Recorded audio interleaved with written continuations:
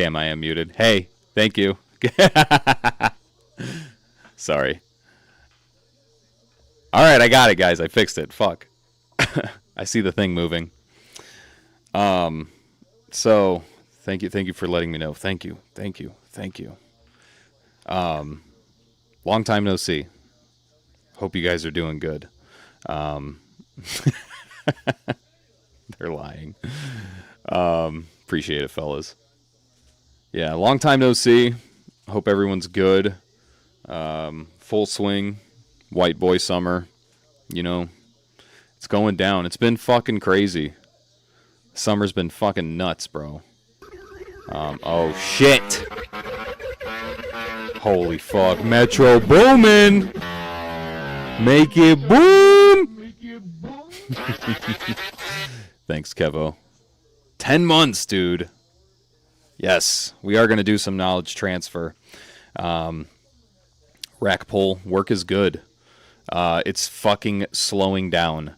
Thank God it is slowing down, dude. It has been 6 days a week.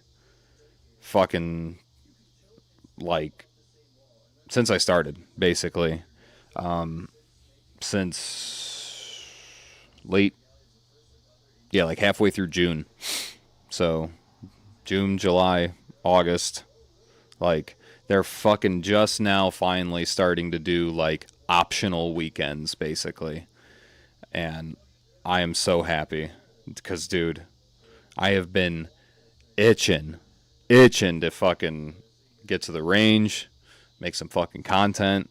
I got so much shit I gotta do. Like, I have just been piling shit up for gear to review. Fucking, I got different video ideas and shit like that. I literally just have to go to the range and do the fucking thing. But when you have 1 day off a week, it's kind of hard. So, you know, especially as a family man. But that is coming. I am in a union. Come on, fam. Union carpenter. We've been over this. But yeah, it's finally starting to slow down. And I'm very happy for that. Getting the bag was good. Oh shit, North American Products, the homie. Hope you well. Hope to see you at PCSL soon. You know, we were talking about that. That's the other thing I miss doing, man. Fucking working so much. I haven't been able to go to like any competitions. A lot of them are on Sundays, but like, I mean, dude, I gotta like see my family at some point. Oh my God. Fat tuna. Back at it again. Metro booming. Let's go. Thanks, homie. Hey, welcome back, tuna. Welcome back. Yeah. Dude, IBEW, I was talking about this in another stream. I really appreciate their apprenticeship schedule, how they basically like plan out your entire apprenticeship, where they're like, you're going to do this many hours in residential, you're going to do this many hours in commercial, this many hours in industrial, and they like put you on job sites. That is great. You know what I'm saying? And then afterwards you could solicit yourself. I think that's pretty cool. You know what I'm saying? It takes a lot of the solicitation and guesswork out of being an apprentice when you don't know anybody, you know. So that's one thing that I'll criticize about my carpenter brethren, particularly just the union structure, is that, fuck, man, when you're starting out, it's hard when you don't know anybody, which, I mean, most of these guys, they're like, oh yeah, my dad was a carpenter, and my grandpa was a carpenter, and my great-grandfather was a fucking carpenter, you know what I mean? And it's like, I didn't know anybody. I was a fucking mechanic. You know, it's like, I didn't know anyone. No one in my family was a carpenter, so it was tough. Let's have a look at the boys. Let's see who's all here, who's all checking in. I hope you're all doing well. If you're watching this from the future, replay gang, hope you're doing good. Please check in and let me know that you are doing good. Mad Shark telling me I'm late. I was late by 1 minute because Streamlabs tried to fuck me. Coral Weezer, little booty fart. Getting a big end stack out there. Rebel Spirit. Hope you're doing good, brother. Kevo. Big Kevo guy. Parish Optics. Yes, we're going to talk about an emergency of sorts.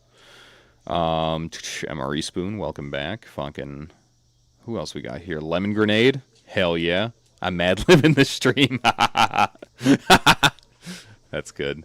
Omni, shout out Omni-Provisions, not Precision. Maybe not yet. That's an idea. Omni, you should make optics. I know you're making other stuff, but you should make optics, and you could be Omni-Precision. Side branch. There you go. Free business lecture.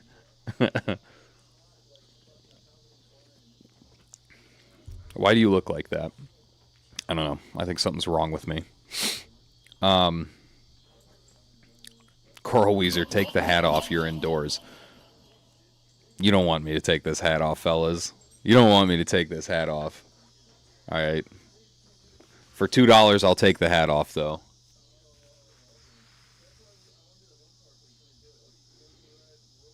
Are we regretting it?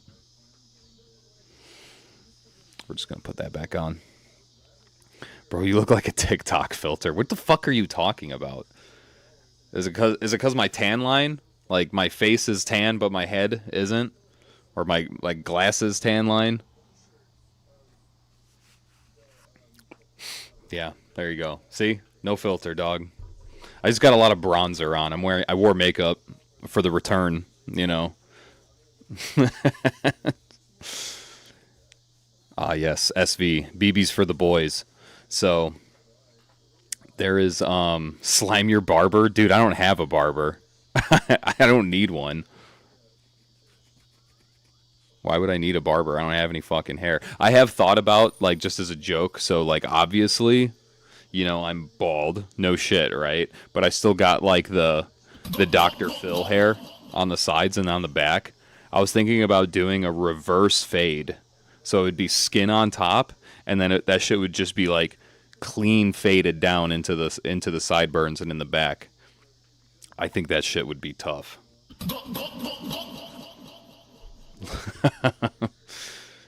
Little booty fart. Let's see the dome again. I just showed it off. You're welcome.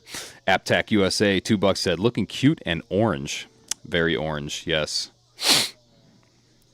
That's right, that's right. So, what the fuck was I going to talk about?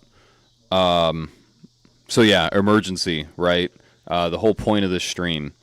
There is, I don't know if you guys were aware, but my Midwest homies, you guys obviously know, like the entire northern half from like Indianapolis up, just got completely fucked for like, there you go, dude. I'm going to talk about BB, all right? I'm going to talk about BB, SV, I promise. If you want, DM me some details so that I don't fuck anything up. Because I literally just sat down at the computer. Please do that. No, not a coming out stream. So, yeah, the entire northern half of Indiana got completely fucking annihilated by a Derecho, which I don't even know what that is. I didn't know that was the thing. Like, but apparently it was just like a straight line storm with fucking tornado strength winds. So I was like, I didn't even know that was possible. It's basically like an inland hurricane. You know what I'm saying? Never seen one in my life, never heard of one, but it happened, right? So, yeah, Indianapolis was basically like underwater, and I think it still is, if I'm not mistaken. Lots of flood damage going on down there, and then fucking here up north, particularly, there was like 500,000 people without fucking power for like a week, and there's still, if I had to guess based on my research for today, between 35 and 50,000 people still in the northern part of Indiana that don't have power. So the emergency awareness stream, basically going to talk about a couple things. One, my lessons learned from not having any power whatsoever for that length of time, and what a fucking little localized mini apocalypse, my version of what do you call it, Katrina essentially looked like, minus the flooding, thankfully. What I would do differently, things like that. The measures and the reactions that I had. And then also talking about getting active in your fucking community, because there was a really cool, grassroots push for when, corporations and institutions really dropped the fucking ball. The people were there for the people. And instead of relying on the state, I think that is honestly the most effective way to really get help in those dire times. So, let's talk about it. Enjoying a delicious bush apple. Found a case in the house, and it's a fun little treat. A little taste of fall. You know what I'm saying? Fall to come. Late summer, early fall. It's my shit, dude. I live for this shit. Honestly, I fucking hate summer. I can't stand it. It is hands down the worst season ever. I can't stand it. Bugs, fucking humidity, fucking getting sunburnt. This shit's gay, bro. This shit is gayer than AIDS. I wish it could be fall 24/7, straight up. Did I did I put on body armor and start raiding my neighbors? No, I didn't. No, I didn't. So yeah, let's kind of talk about it. Let's do first things first. We'll talk about like what happened chronologically, what I did, and then we'll kind of talk about lessons learned, what I would do differently, where I could make improvements and stuff like that. Because I mean, it's kind of a plug and play sort of disaster response. You know what I'm saying? Just a lack of electricity is something that can be caused by any number of different disasters. It doesn't just have to be like storm related or, I mean, anything like that. It's what pushes people to chimp out. Basically, is kind of like that's the agitator. What's the word? Not the solution, but it's what causes people to chimp out, regardless of what it is. Let me see here. I think I have some notes here. Okay. No, I don't. All right, perfect. So, being snowed in is the best excuse to not go anywhere or do anything. That's what I'm saying, dude. It's great. You know, I have like a longer drive to work, and straight up, both of my vehicles, not very snow friendly. One's a commuter car, and the other one's a rear-wheel drive truck. If I got to drive through the snow, I'm fucked. You know what I'm saying? So, when I get snowed in or the roads are icy, it's just like, yeah, sorry, not gonna make it. Sorry, fam. But recently, I did call off work because the Canadian wildfires, where the air index was like over 500, I just told them, I'm like, I'm not coming in. You could literally suck my ass from behind. I'm not doing it. So, and you could bet your ass everybody that was at work was like absolutely fucking dying. I'm like, that's the craziest shit to me. All right, little side tangent here, but that was like fucking stupid. Like, how in the fuck are you going to justify making these dudes work outside where the air is literally fucking poison? You know what I mean? Like we're talking about an air quality index where the particulates in the air are so fine, so small, and so dense in terms of like how many are present in the air that fucking just being outside, you run the risk of those particulates entering into your bloodstream through your lungs and possibly causing a clot in your lungs or in your brain, giving you a stroke and killing you. Or causing other fucking organ problems. Like, are you fucking kidding me? Like, why would I want to, like, no amount of money is worth it if you're working outside. Like, I'm just not going to do it. That's retarded. At the best case scenario, like, which was like 100% true for everybody, sick as fuck. Straight, like, severe sinus problems. Fucking everybody's hacking and coughing and shit like that. Like, hell no. Hell fucking no. Guys, listen. Ain't no job on this fucking planet is worth dying over. All right? I can't think of a single one. All right? Your health is more important. The bag can wait. You could literally make money anywhere. You know what I'm saying? You could be a chud on YouTube and make money.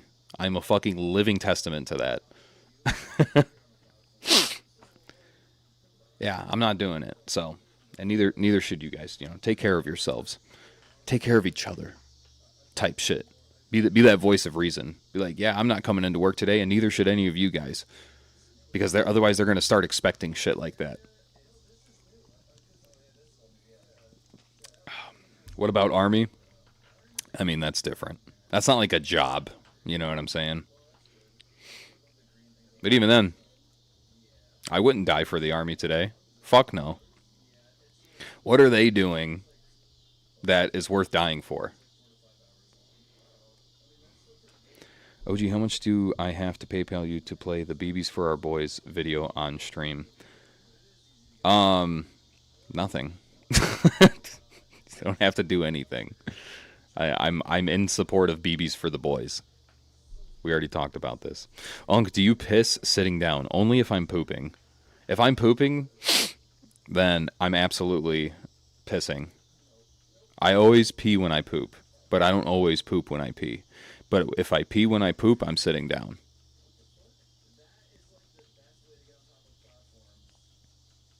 Take care of each chudder. Oh, I don't know. Freedom? What are you, a fucking liberal? You wouldn't die for this God-fearing country? You rat bastard. Damn, you got a point, Hustle Bones. Never mind, I'm feeling patriotic. Shit. Holy fuck. Alrighty. Anyway. Chronological order of the storm. Let me pop a little Zimbabwe in so I can fucking lock in here. I'm tired. Boys. Like, look at this. I still got my fucking my work boots on. I literally came in from work, sat down, clicked. I made a fucking thumbnail, clicked live. Here I am. Like, this shit's gay, man. This shit is gay. I want my freedom back. I want my time back. But I'm making money, fucking working, and I want to buy a house. All right, I want to buy a house. So that's what all this is for. That, and I could buy cool stuff for, you know, the channel, obviously. Anyway. It's not a Zin, by the way. It is Alps, the Tucker Carlson special. Fucking Zucker Carlson. Dude, take them shits. All right, fine. All right, I got permission from S Cherry. Gonna take the boots off now.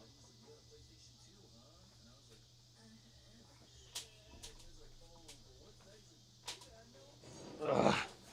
Hold on. Bear with me here.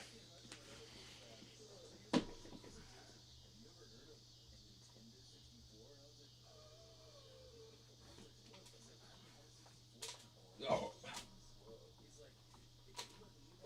All right. Whew. Feel like a new man. Buddy, I'm at work right now. I never left. All right. Foot reveal. We've already done a foot reveal. I think I did it on John's stream actually. What's gaming in the background? Pseudo Regalia from it's Oni Plays playthrough. I stay watching Oni Plays. Popping in to say I'm glad you're okay, or that you're back, big dog. Got a promotion today, so I'm celebrating with many beers. I'll check the stream out later. Hey, congrats, Top Shelf. Here's to you, brother. My brother. Happy for you. That's awesome. Yeah, Kevo, I know you be fucking staying on that slave shift. For real, for real. All right. Fucking what's it called? Replay gang punch in the air right now. Like, please shut the fuck up and talk about the topic. So, I can already hear it from the future.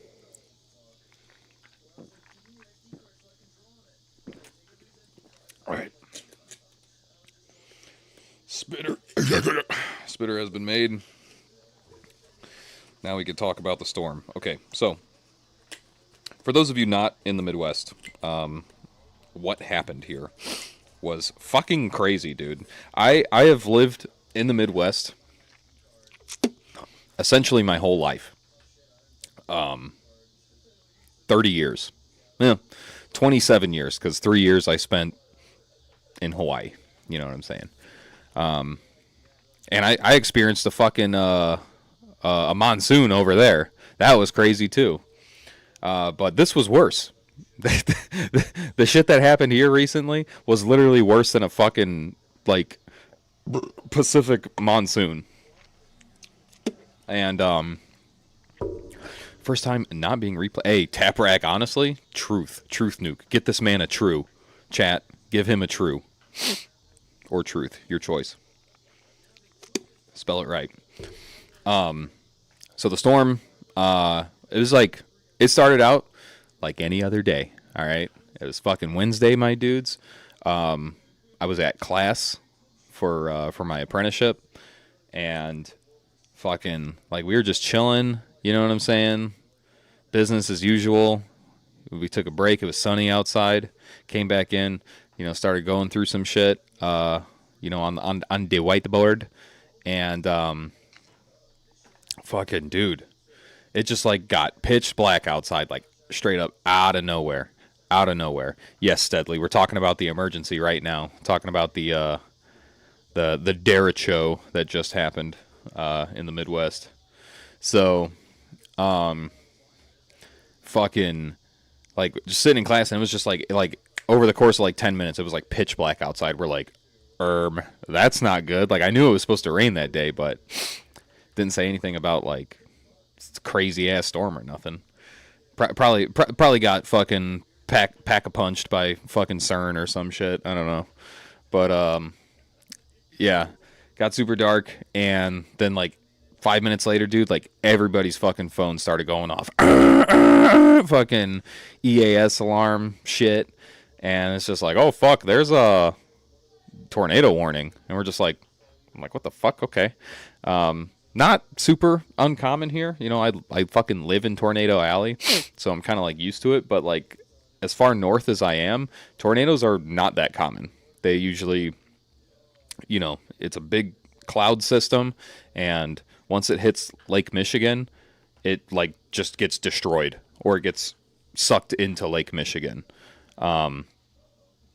No, I didn't die, Augusto. I'm still here. Thank God. By the grace of God, I woke up on this side of the dirt today. But yeah, like tornadoes not very common, so like I wasn't worried about it. I was like, whatever. And then fucking like some of the teachers basically came in the classroom and was just like, hey, we got to get everybody fucking in the middle classroom for the tornado warning. I'm just like, oh my God, here we go, dude. Like, whatever. So they got all the boys in the fucking classroom. We're just in there doom scrolling on fucking Instagram and shooting the shit with each other. And and fucking like then the power started going out and shit. I was like, okay. I'm like, damn, this shit kind of for real, cuh. But like I couldn't hear anything. You know what I'm saying? I figured like you'd hear like fucking roof getting ripped off or something. Dude, no. So that shit hit like, and it probably hit for like 30, 45 minutes, you know, maybe an hour in total. But yeah, well, fucking once we got the all clear, dude, like we popped out, power is out, like out in the building, which I'm like, okay, whatever. You know, I figured it was some localized shit. Wouldn't be the first time that it's happened. Come out, they let us go outside, you know what I'm saying? And dude, it was like somebody fucking shook that bitch around like a snow globe.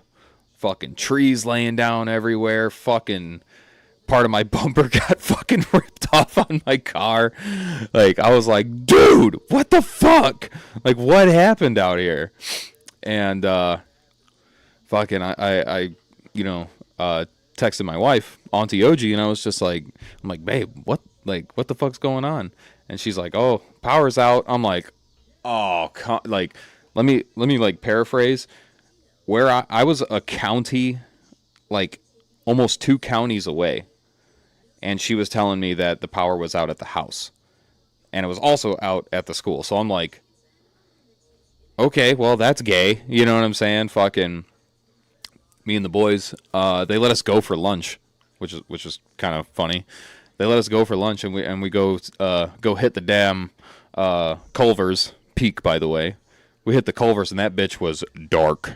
Like there wasn't.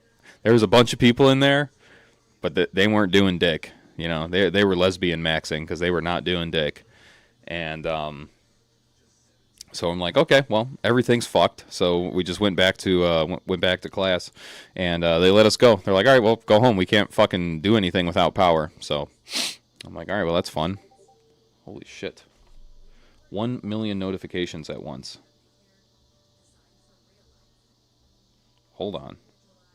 Ooh. Ooh. Okay. I got a fun message. All right. Anyway. So they let us go home and went home, and dude, drive home. I'm like, holy fuck. Like, it was like bad everywhere. Fucking like, I looked at the map for the storm where it went through. 4 counties. There was like 140 mile an hour winds. I was like, dude, it was just like 40-foot tree, 60-foot tree, toppled over, fucking the whole way home. You know what I'm saying? For fucking like 30-something miles. I was like, what the fuck is going on, dude? I figured a tornado like literally just went through in a straight line.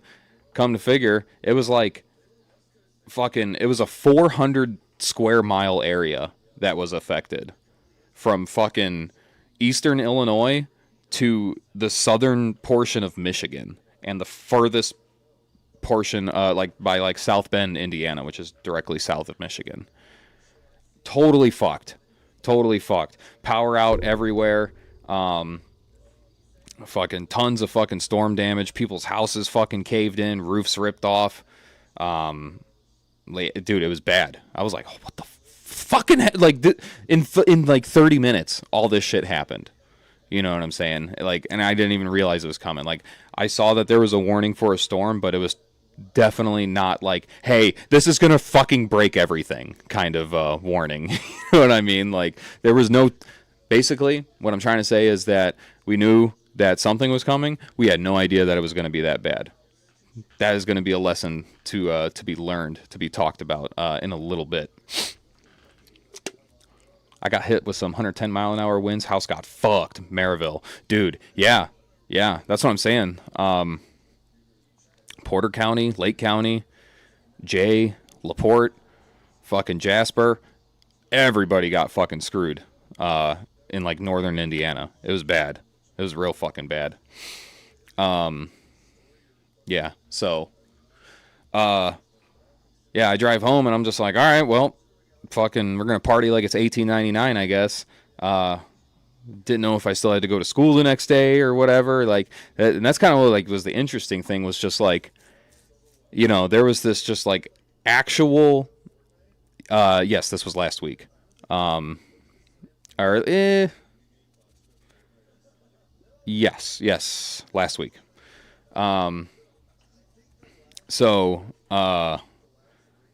like that's kind of like the interesting part about all this. There was like this mini fucking apocalypse that just happened, and I'm still wondering. I'm like, do I have like obligations still? Do I go to work? Like, I have friends that are like at work snapping me like a couple weeks later. You know what I'm saying? Chromosome hoarder. Make it boom, dog. Is it true that you got hype mogged by T97? Simply impossible. She is a fucking puny CCP fucking spy. There's no way that she hype mogged me. I guess she's short mogged. Plus she's Canadian. Can't be mogged by Canadians. It's impossible. As an American, it's simply impossible. It don't make sense. It's like two dicks touching. It just doesn't make sense. So, Empire Police, welcome in, my boy. Yeah. So, it was like that was kind of an interesting part. Was just like, damn. I'm like, do I gotta like go to work? Like, I have enough service right now to be like, to see that I have bills due. You know what I'm saying? Like, shit don't just stop. You know what I'm saying? Like, even if all that bullshit happens, it's like things are still trying to work. You know what I'm saying? So, and I did. I had to go to school, but actually no. For like 2 days they called us off because it just didn't have power. They were waiting to get generators running and shit like that. But it was just an interesting observation there. But we'll talk about that more in a little bit. So, yeah, like first 48 hours, just sitting in the house, kind of not doing anything, keeping the fridge closed. I have a generator. It does not work. The carb has not been cleaned since 2006. It is fucked. And I wanted to order another carburetor for it. Didn't have service because in the 400 square mile range around me where the storm took place, there was no 5G towers that were operational. Nothing had power. Like, even infrastructure. I was like shocked. I'm like, how the fuck is this like a thing? If there is service, it was like not good at all. You know what I'm saying? Because nobody's on, like, everybody's trying to tap into the same network at the same time. So if it was working, it was overloaded, but more than likely it just wasn't working at all. So another lesson there. So like I was just chilling at the house, fucking dark maxing, fucking talking with the wife, playing with the dog. You know what I'm saying? Kind of too scared to go walk around because there was like literally power lines down around the house. Like some people literally had it laying in their front yards and shit like that. Like I was like, all right, we're gonna just stay home. Yeah, trying to keep the fridge closed because my fucking generator doesn't work. You know what I'm saying? Yeah, just by like day 3, day 4, like we were checking food in the fridge and it was like, nope, it's fucked. You know what I'm saying? Like it's like warm in that bitch. Because mind you, it's August. It's mid-August. All right. I spent my birthday during the storm. My birthday just passed recently, for those of you that don't know, on the 14th. And I turned the ripe age of 29 and spent completely in the dark. You know what I'm saying? Trying to find places to go get food and stuff like that. Which was the other thing. So it's just like everybody's looking. You know what I'm saying? I figured out some workarounds to like get some sort of internet access. The first thing that I did when the storm hit, and I realized that there was like a power outage literally everywhere, was I hopped on the map and I checked where the storm radar, where the storm went and where it didn't hit. What are my thoughts on military service in the current world? Also, happy birthday. Do it at your own risk. I don't think it's worth it, personally. Personally, I don't think it's worth it. If you're going to do it, be a pogue. No shame in the game. Be a pogue, hurt yourself, get disability. Fucking game the system. It ain't worth dying for. That's all good. Thanks, Helix. So yeah, I checked where the storm was tracking, basically. And I saw that there was one town like an hour south of me. Little place called Rensselaer. All right, where it was like, if imagine this is Rensselaer right here, the storm was just like just like God put a protective bubble around Rensselaer and they were totally fine. Like basically it just rained there. You know what I'm saying? So me and my wife, we drove because luckily I had just filled up on gas the day prior. But dude, there was tons of people fucking frantically looking for gas, whether it was for their cars or for their generators. Okay. And as I was driving south, which I mean, east and west, forget about it. There was nowhere in northern Indiana where you could get gas, like north of the north of the Skankakee. Fucking otherwise you had to go way up, like it. I mean, it wasn't even like you couldn't even go north into Michigan because it was like as far north as St. Joe.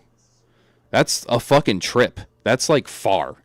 You know what I'm saying? That was without power. I checked everything for Michigan, Illinois, and Indiana.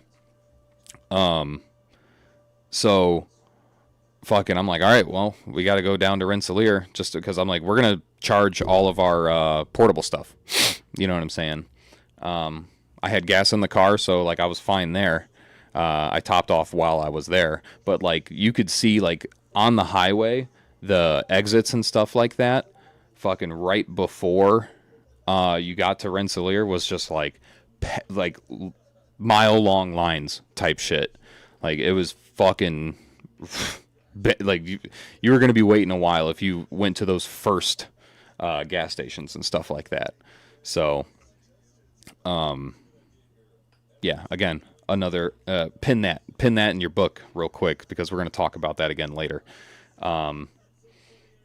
Fucking, so I said fuck those gas stations. I'm like, oh, like my wife, she was like, oh, there's power there, like maybe we can go. I'm like, I'm not going there where fucking everybody else is. I'm like, you're nuts. You're absolutely nuts. Like, no, we're going to keep going because we can, you know, like we have the fucking resources to keep going and not literally fight for the resources that we're looking for along with everybody else that's trying to do it at the same place. Fuck no. So we kept on rolling.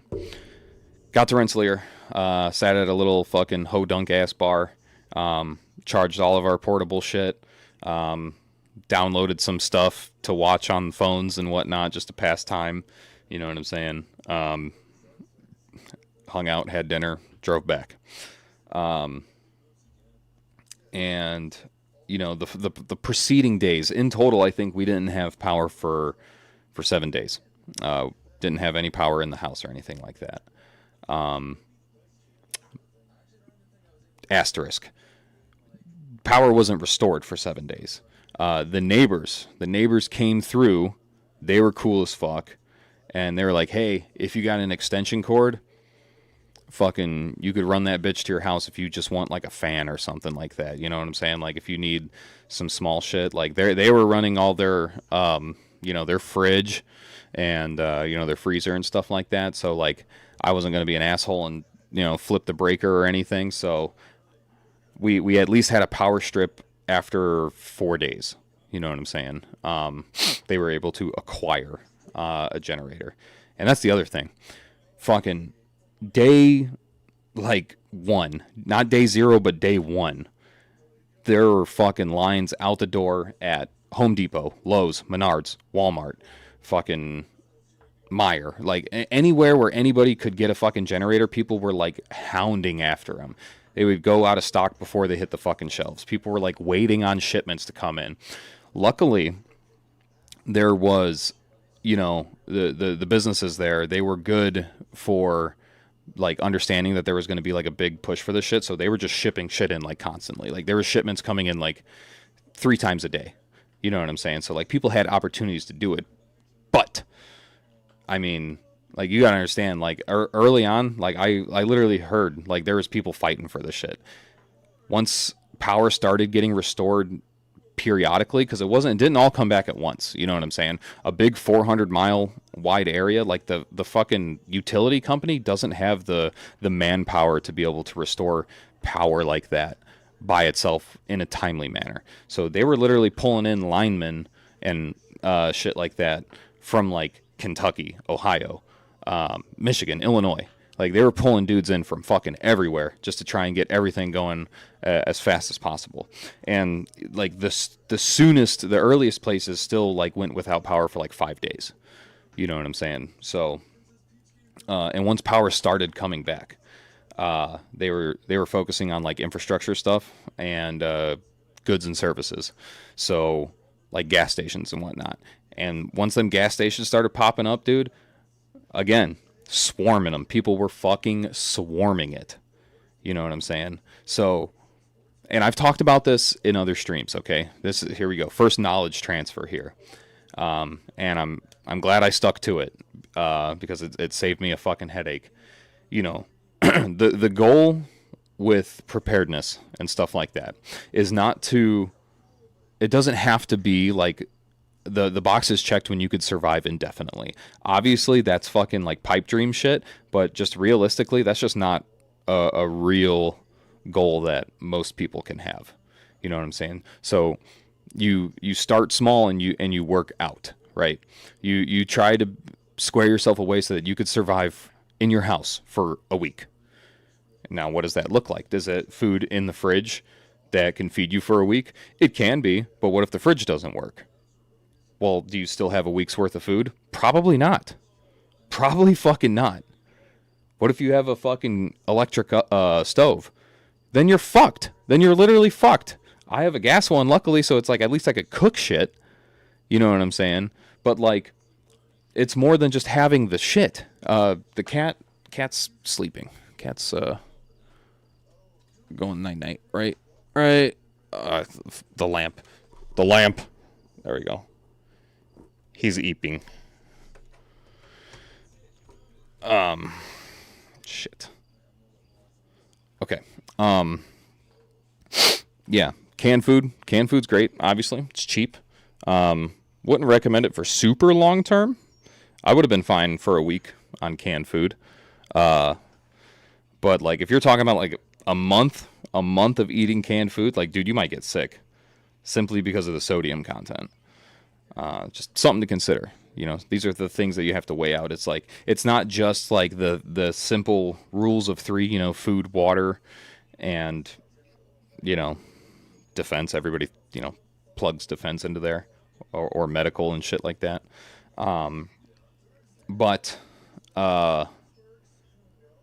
you know, it's feeding the things that keep those things going. You know what I'm saying? Or maybe diversifying your options and stuff like that. And that's kind of like, I mean, I have like MREs and shit like that, you know, like that's not a problem. I have canned food, you know what I'm saying? But I guess another thing that I really wasn't like kind of thinking about was, I'm like, do I start using this stuff now? Because I'm like, I don't know how long this is going to be. Like, we didn't get like a timeline for when power was going to be restored until like 5 days later. Almost a week. And I was just like, dude, I'm like, how fucking long is this going to last? Because of course, you know, you start seeing fucking people online, you know, putting in their fucking 2 cents, and, you know, people in your community are some of the smartest people on planet Earth. They're like, oh, this is going to take months. It's going to be weeks until we get power back. You know what I'm saying? Bunch of fucking hillbillies, bunch of idiots. So I was like, when do I tap in to the stores? You know what I'm saying? Like my food stores and my water and shit like that. I'm like, is it time yet? Because once you start, you know, some of those things, it's like you know, you have a stop clock on it, especially like bigger water containers and stuff like that. Once you crack them Johns open, it's you know, you're introducing air and possibly bacteria, which could spoil the water. But regardless, just something that, like, you know, looking back, I'm like, I was just like, I don't know yet. But yeah, so gas was a huge one. Gas and power. All right, that was like the two things that were making the fucking world go round, and that was like what everybody was harking over. And food. I mean, people's food spoiled after 3 or 4 days. You know what I'm saying? Ours did. Everything in the fridge. Once that fridge turns off, like in the August heat, you know what I'm saying? Fucking this storm picked a real good fucking time to come through. Being in the middle of summer, you know what I'm saying? It was hot in the house, I'll say. Something that like did help, a little quality of life improvement. So we had power from the neighbor's generator, right? And we were running a fan. Once we had a gas station that was open, you know, everybody was obviously like harking after gas and stuff like that. I was buying bags of ice, dog. Like, I'm like, there was like no shortage of the shit at all. I was kind of shocked. Which I actually still have it out right here. Fucking big ass, like, I don't know what like 40-gallon cooler. That was our fridge. Like, it was the fucking 20s, dog. We had an ice chest. You know what I'm saying? So we were throwing ice in there. We went and hit a fucking Walmart, which wasn't super busy. Luckily, we went late during a weekday, you know, because I wasn't working. And got some food, threw it on ice. I'm like, all right, bitchin', we got food in the house again. You know, we don't have to leave. But that was, you know, 5 days later. But quality of life improvement. Had the fan going in the living room. If you take a bowl of ice and you put it behind the fan, it does dead ass like make it feel cooler. The wind that's being blown past it. Show us the nose from the side again. I don't have a hook nose, man. All right. I have a Mediterranean profile. All right. It's not that bad. My nose is also very broken. I don't know if you could see that. It's kind of crooked. Too many years of getting my ass kicked growing up. Our local Strack was giving out ice to anyone that asked. That's badass, honestly.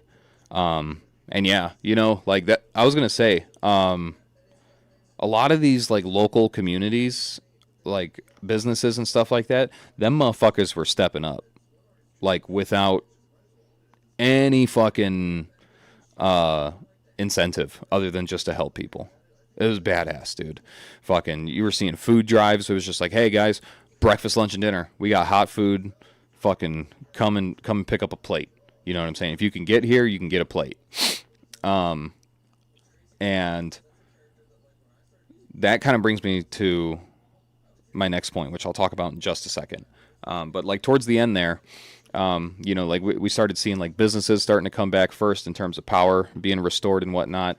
Periodically, different neighborhoods and stuff, but it was sporadic. It wasn't like all over, you know, it wasn't all at once. You know what I'm saying? It wasn't just like, oh, a transformer blew up. It was like, no, they had to be selective with how they fucking returned power because they don't want to like reconnect one line and then have a live line down on the ground, like in front of somebody's house where, you know, they walk outside to get zapped and fucking die. So like they got to be like, they had to assess everything before they started fucking, actually making repairs, and they had to do it like selectively. So they had to like clear this one and then restore it and then go and reinstall that shit over there. Fucking, it was all over the place, man. So yeah, but we made it work, man. I'll say for cell service and stuff like that, communications, vitally important for obvious reasons. I mean, how else are you going to know where your food drives are to feed your fucking family? Like, I had to gain access to the internet so that I can get on Facebook and look at my like community postings and stuff like that to see where the fuck the shit's going on. You know what I'm saying? Obviously, like, you might be able to hear stuff like attending churches and stuff like that. Church was still going on for many places. They didn't call it just because there wasn't power. They ain't had no electricity in the first century, so and they were still running church. But yeah, it was like a good community hub type shit. So, but yeah, I had to get access to the internet, so I had a real problem with it. So most people, I would say, like, if you have like a true unlimited data plan, then it's not really a problem. I thought I did. I had unlimited talk and text, and I figured, oh yeah, unlimited data. Dude, no, you're like a second-rate citizen to fucking your carrier if you just have unlimited talk and text. You need premium data in order to access the internet. Because these 5G towers, as they started getting as they started getting power and stuff like that, and communications were getting back up, which, like I said, that was like one of the first things to come back. If you don't have Wi-Fi, you're gonna burn through your data. Like, I have 100 gigs. I did that in a fucking like 2 days. You know what I'm saying? Fucking sitting at home in the dark, doom scrolling. So like all of a sudden, it's like the shit just stopped working. I was like, what the fuck is going on? So I ended up driving to Chicago. And I had some other business to attend to, so I drove up to Chicago, and being I just wanted to get the fuck out of the fucking the blackout zone. You know what I'm saying? Like, I gotta get out of here. So I went and had dinner in Chicago, but I went up there, connected to the Wi-Fi there, and I was like just researching. I'm like going through my plan, my cellular plan. And, Googling shit, and they're like, oh yeah, no, cell service providers will prioritize certain users based on their plans. So, like the medium, cheaper plan or whatever, like the unlimited talk and text, like, yeah, that's unlimited talk and text. As long as fucking the data is there, which uses very little data. But if you're streaming and shit, like, it's going to eat it up like instantly. You know what I'm saying? And it resets once a month. So you had to upgrade your plan in order to have the premium data unlimited. And in that, so I basically upgraded it, and yeah, exactly, I got throttled. So fucking, I was looking around. So veterans, all right, my veteran homies out there, for T-Mobile at least, I'm sure other plans offer the same shit. You can upgrade for free to the unlimited premium data plan. If you're not a veteran, it's $15 more a month, which, I mean, to have access to the internet during a time like that, I think it's fucking worth it. If you're in an area where you're affected like that commonly, fucking Midwest, East Coast, down south, shit like that, like, I'd say it's worth it. Straight up. It's $15 for peace of mind. Plus, it makes it easier when you travel. You know what I'm saying? So, or here's the other, the free option for my homies living in straight destitution. So the there's kind of a workaround, right? There's a workaround here. And that is fucking, most phones will prioritize utilizing 5G if the tower can be connected to it. If you can connect to the if you could connect to the 5G tower, it will prioritize that connection, and it will automatically default to 5G, even if it doesn't fucking work. Doesn't make any sense. Art, thank you, sir, by the way. Chimp out? What? Chris, come on. You know what I'm talking about, man. You know what I'm talking about. It ain't that serious also. Anyway, so fucking it's just a saying, man. It's the internet. You're gonna be okay. All right. It's nothing personal. I don't have an ounce of hatred in my heart. It's literally incompatible with my Christian values. Okay, you can't be racist and Christian at the same time. It's not a thing. It's one or the other. You can't serve two masters. We know this. Anyway, so fucking you can change what type of service you default to in your cellular settings on your phone, so that basically you can prioritize LTE. And I noticed that I was able to connect to the internet before I upgraded my service by connecting to LTE instead. It's not as fast, but it's reliable. It's a lot more reliable than 5G. So yeah, if you go in your cellular settings, you know, it might default to like 5G roaming if you don't have Wi-Fi or whatever. Change that shit to LTE, give it a try. I had a few people that were like, yeah, that actually fucking worked. So food for thought, you know, something to consider if you're without power for a long time. Sounds like overcompensating. Racist confirmed. Yeah, whatever. Fuck you, dude. But here's the thing. So before I talk about what I would do differently, you know, lessons learned. Here's the ongoing problem, right? The emergency awareness. All right. Fucking Gary, Indiana, still doesn't have power. Fucking 11 days later. They say it's because somebody shot at a fucking a lineman that was working or something like that, so they just all pulled out or something. They may have did that for like a day, but I'm not buying it. You know what I'm saying? If I had to guess, doing some reading and some research and stuff like that, apparently like the city, I mean, we all know, if you're familiar with Midwestern, you know, cities and stuff like that, Gary is one of the poorest cities in America, just fundamentally speaking. I think 60% of people live below the poverty line in Gary.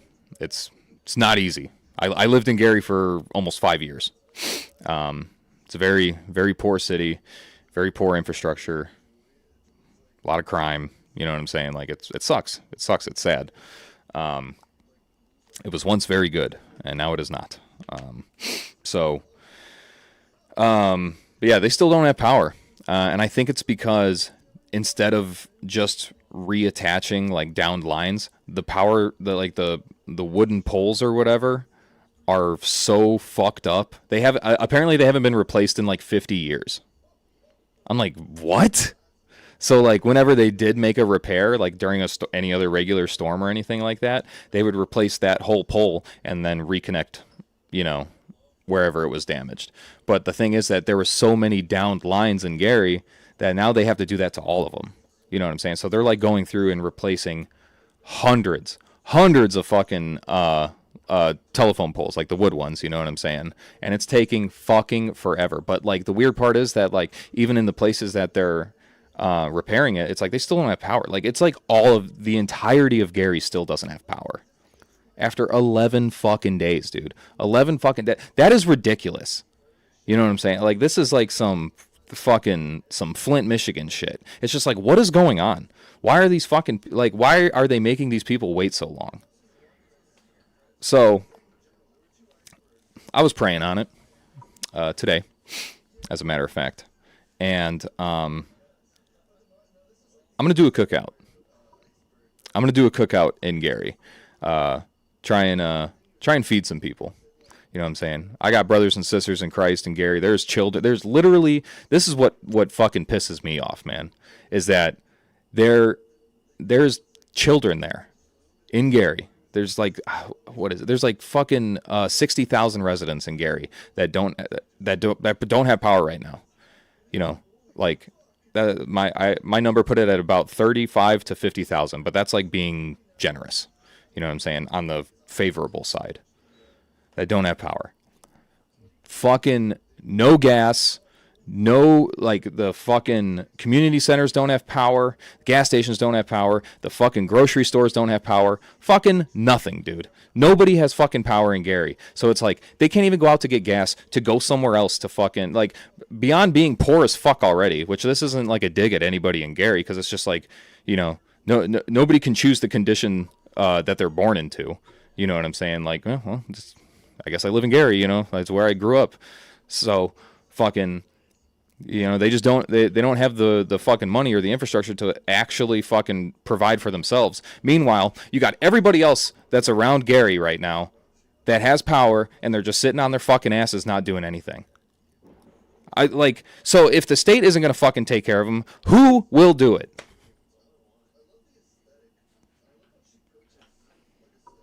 And the Lord said, whom shall I send? And I said, here am I, send me. Look, I've been blessed. All right. I have been blessed beyond what I deserve. Tenfold. I don't deserve any of this shit. You guys watching, you guys donating, you guys being channel members, the fucking job that I have.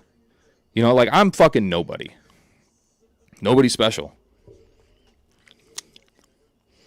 So I'm like, I'm just looking at it, like, every day, every fucking day that goes by, I'm just like, they still don't have power. I'm like, you know what? I was talking to people on Facebook today, you know, going on their, like, their community pages and stuff like that, and looking at, like, because they are doing food drives there. You know, there are businesses that are stepping up and are just like, yeah, hey, like, we got 3 hots, fucking 9 a.m., 12, and 5. Like, come through and get a hot plate. And, dude, oh, my God. The amount of people, this shit breaks my heart, dude. The amount of people that are commenting on that are just like, we don't have a way to get there. Like, a lot of these people, they're elderly, or they're just living so far below the poverty line. Like, they're like, I haven't been able to get gas in like 2 weeks. Or I don't have a car. Like, I don't have one. Can't afford one. Like, where do I go to get food? I got to walk 5 miles to go get food? Like, fuck that, dude. Fuck that. So I started talking to people. I'm just like, hey, where do you, like, what neighborhood do you live in? Like, I'll come through with a grill. I'll make some fucking food. Like, oh my God, how am I going to look at the amount of people that are fucking suffering literally minutes away from me, less than an hour, while I sit in here in my fucking kingdom? You know, I got food, fucking AC, internet, while fucking children go fucking hungry.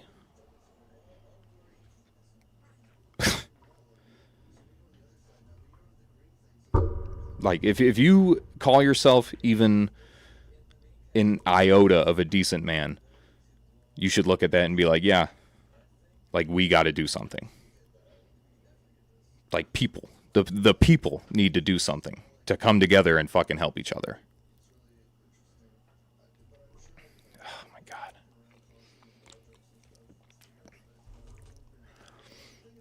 Oh my God. It's tough. It's really fucking tough, man. Breaks my fucking heart. They do, looking at the utility company, you know, they're saying that their projections put them at power will be restored Tuesday. I mean, that's still Saturday, Sunday, Monday, Tuesday. That's still 4 fucking days that they don't have food in the house. You know what I'm saying? Like, how the people have been getting by with no transportation or anything, it is the grace of God. You know what I'm saying? Or handouts from other people. So Like, I'm sitting here like, dude, I wish I would have fucking seen this sooner. Like, I wish I could have done something sooner. But the best day was yesterday. The second best day is today. So fuck it. You know what I'm saying? Better late than never. Even if it means I get out there a fucking day before to get them some food. Then fuck it, dude. It was worth it.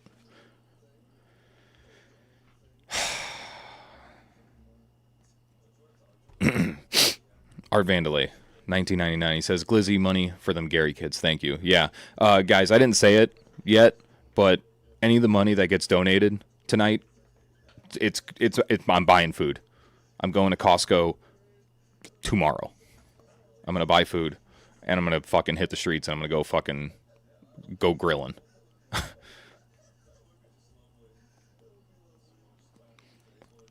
Like, I don't want no recognition for it. You know what I'm saying? I can't idly stand by and see my neighbors suffer. For whatever reason. You know what I'm saying? I don't give a fuck if they're poor.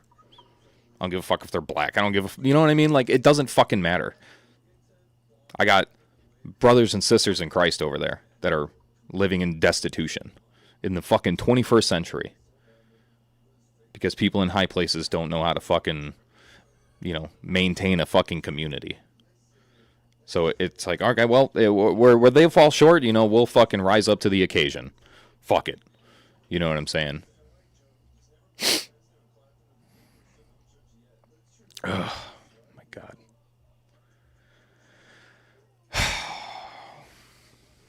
But what if they rob me? Then whatever. I don't care. I'm not going to allow one bad apple to fucking spoil the bunch. That's just a risk that you're going to have to take. You know what I'm saying? Literally the words of Christ. The world will persecute you for my name's sake. But just remember, they hated him before they hated us. So, I don't give a shit. Whatever. I'm not going out there looking for trouble. I'm going out there to fucking hopefully feed families.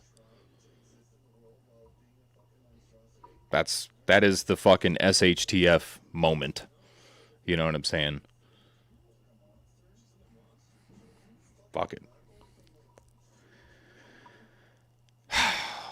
Fuck, man. Yeah, so if you guys have the opportunity, you know what I'm saying? Obviously, if you can't take care of yourself, you can't take care of others.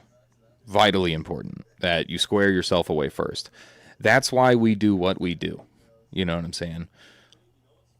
Your job isn't to survive indefinitely. Your job is to survive the fucking initial, the first 72 and get through that.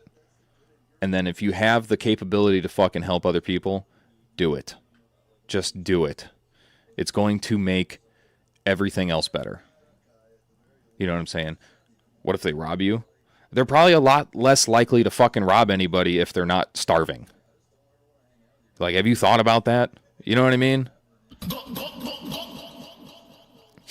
Like, people aren't pushed to desperation when they're not starving to death. If there's no desperation, then what are they going to freak out about?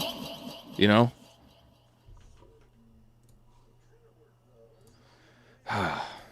Thank you, boys. SV89, LARPing to kill is less than LARPing to save. Exactly. Your job is not to be a fucking, an agent of destruction. You know what I'm saying? You can't always kill the problem. Like you have to be a steward for life.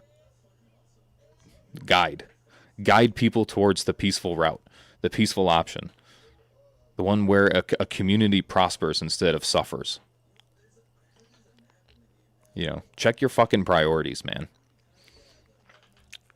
And I'm part of that. You know what I'm saying? I'm part of it. Like I fell short in several places. and I paid the price for it. You know, I could have been a little bit better off. I could have been able to help people sooner.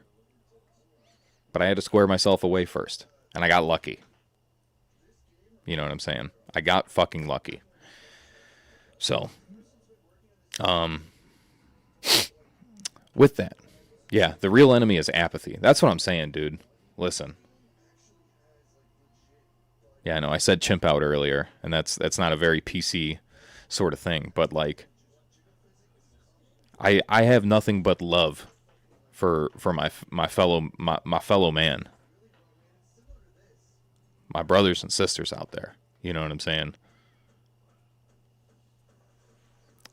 I look at I look at a homeless man. I see my brother.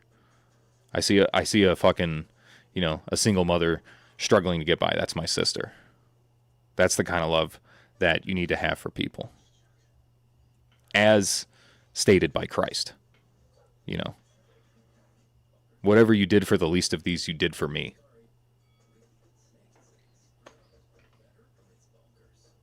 It's the sum of the whole law, that you love God and you love one another as yourself.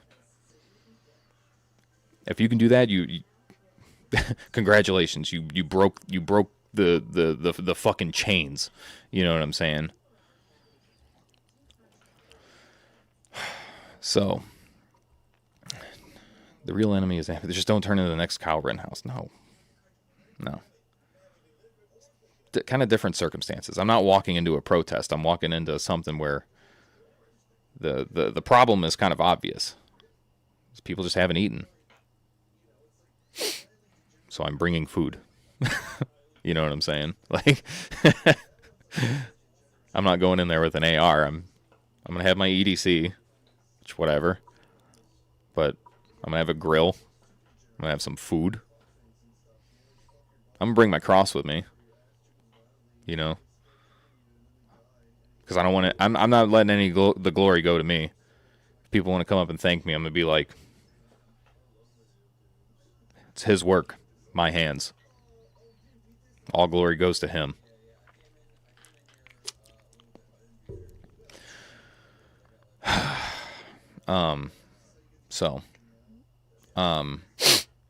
Let's talk about some improvements, right? So I talked about it a little bit. There are some things that I was some of my preps were, you know, a little behind. Been a while, uncleoji. Good to be here. What'd I miss, brother? We're getting ready to talk about the knowledge transfer. But before I was talking about what's it called? The storm that just came through the Midwest and fucked a whole bunch of shit up for 500,000 people.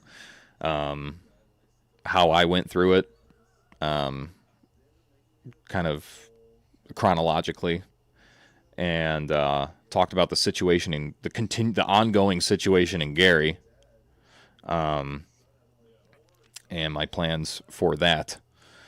And then now we're doing, you know, a lessons learned, sort of a after action report. So all glory to God, but if you burn the burgers, that's on me. Oh yeah. That's straight up. Thank you, John. Appreciate it. Yeah. All donations. Say it again. All donations. I'm not touching a fucking penny of it. It's going straight into burgies and dogs. What day do you plan on going over? I do have to work tomorrow. I am obligated to work tomorrow. I'm either going to do Sunday or Monday. That's the plan. If anybody can help, I haven't talked to any of my goon squad yet, because this was literally like something I was planning today. You know, I didn't know how bad it was in Gary until today. It was like, it's weird. This shit is fucking like being suppressed. Straight up. It's fucking crazy how I haven't heard about it yet. and it's like right next to me.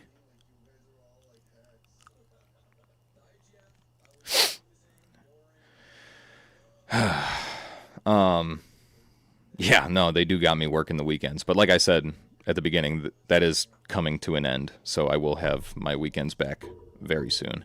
They've gone from doing compulsory weekends to volunteer only, and this will probably be my last weekend, unless they fucking ask, and like, or unless they make me, basically. Grunty Guy 55, $10. He says, go give some grub. As a Christian who is trying to go closer to Christ, do you have any tips? I have a church but struggle to connect with a lot of the members. Yeah, man. It's a marathon. In the Bible, it's literally attributed to a race. You have to run the race. It's a continued, ongoing thing, and it's not something that like you're gonna see, gigantic, overnight fucking changes or anything like that. I mean, the first thing I would say, like one of the earliest things, like, and I work with a lot of young guys. I say that as a man who's 29, but like I work with dudes who are like 19. 20, 21, 22, young Christians. They're Christ-believing, God-fearing men, but they're quite literally babes in Christ. Generally speaking, we all are. We are all but babes in Christ. You know what I'm saying? We ought to run to Him like little children. But one of the things that I talk to these guys, anybody who's like, new to the faith, or struggling with understanding their position in the eyes of God, is to basically kind of put a light on that specifically. There's not a lot in terms of fruits in your life that will change overnight. That's a longer process. You know what I'm saying? That's your ongoing sanctification. You know what I'm saying?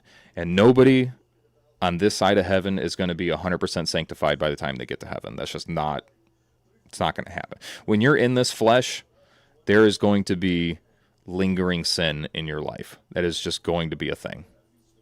Come to peace with it and accept it. Don't embrace it, which as you grow, like you'll learn to lament it. You'll learn to hate it. But it's important to understand that like you are not your sin, and that is how God looks at you. Before you came to faith in Christ, you were your sin. You were under the law. You know what I'm saying? And when you, as it says in James 2, if you're to keep the whole law and offend in one point, you're guilty of all. You know what I'm saying? God's law requires perfection. But we're not perfect. So what do? Well, luckily, God in the flesh humbled himself and came to the earth as Jesus Christ, the Messiah, the Adonai, the Alpha and the Omega, the perfect man, okay, lived a sinless life, became the perfect sacrifice. By his own will, he freely gave up his own life for us. While we were yet sinners, Christ still died for us out of his love for us. So, when you come to faith in Christ, like there is an instantaneous event that does take place, and that is being sealed by the Holy Spirit. And positionally, in the eyes of God, you are no longer the old man. You are no longer your sinful self. You know what I'm saying? Like, you don't bear your own righteousness because you have none. You bear Christ's righteousness. This is in the eyes of God. Okay? This is not me speaking. This is not my opinion. This is biblically accurate. So, like, it's important, because early on you're like, damn, I'm kind of like still a scumbag. You know, I came to faith in Christ, but like I still feel so far from him. Because if anything, that in and of itself is a fruit of the Spirit. Because now, like, the law, all right, is like a mirror, and it shows you who you were, okay? And such were some of you. But you were washed, you were sanctified, okay? You know, some of you, you were idolaters, you were liars, you know, you were fornicators, you were thieves, you know, it like, it doesn't matter. You were terrible, but you're not that anymore. So now you ought to walk as your new spiritual nature, you know, the nature that was given to you by Christ through the Holy Spirit. So, but it's important to know that when you do come to faith, there is an instantaneous action that does take place, and that is being sealed by the Holy Spirit. So therefore, if you were to drop dead right then and there, perfect example, the thief on the cross, okay, the penitent thief, being crucified next to Christ, you know, it was just like, this man has done nothing wrong, and yet he is being given the same punishment as we. And he literally just looked at me, he's like, Jesus, when you come back, remember me. What did he tell him? Pop quiz. He says, today you will be with me in paradise. Faith, salvation. One comes right after the other. Salvation comes right after faith. But then eventually, as you grow as a child of God, he is going to lead you. You're going to feel conviction, and that's like what you're feeling right now. You're like, I feel distant from God. But that's looking at like the things that you need to improve on. And you're going to work towards it. God's going to renew your mind. And it's important to walk after the Spirit and not fulfill the lusts of the flesh. That's how you do it. You know what I'm saying? But, I mean, understand that as you're going through that walk, you're going to struggle. It's not going to be comfortable. Hebrews 11 tells us that as for every son that God loveth, he chasteneth, meaning he punishes. He corrects them. It's not like punishment as in like, you know, divine punishment, like, oh, you're going to go to hell. Like, no, it's like as a father who loves his son, he's going to show him how to be a man. And God is going to do the same thing with you. Because you're sealed, you bear the mark of a believer, which is the Holy Spirit, which doesn't go away. You know, you have it until the day of redemption, which is the second coming of Christ, or you die. You know what I'm saying? So, I mean, like, understand that until you die, your life is not a tryout for heaven.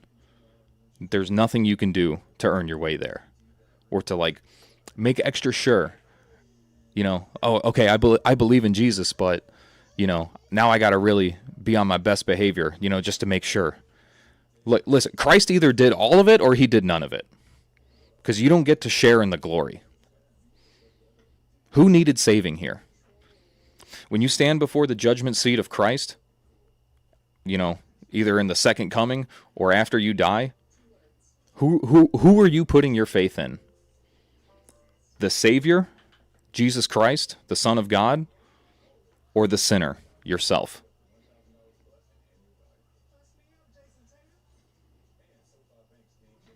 Matthew 7:21-23. And many will come to me in that day and say, Lord, Lord, have we not prophesied in your name? Have we not done miracles in your name and cast out demons in your name and done many wonderful works? And I will say to them, depart from me, ye workers of iniquity, for I never knew you. Those people were trusting in themselves. That's why Christ never knew them. But you know Christ because you trust Christ. If you don't, you ought to. He did it all already. Past, present, future.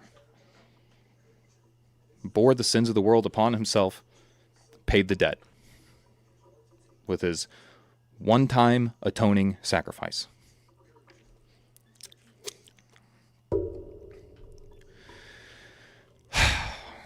Hope that helps. Side tangent.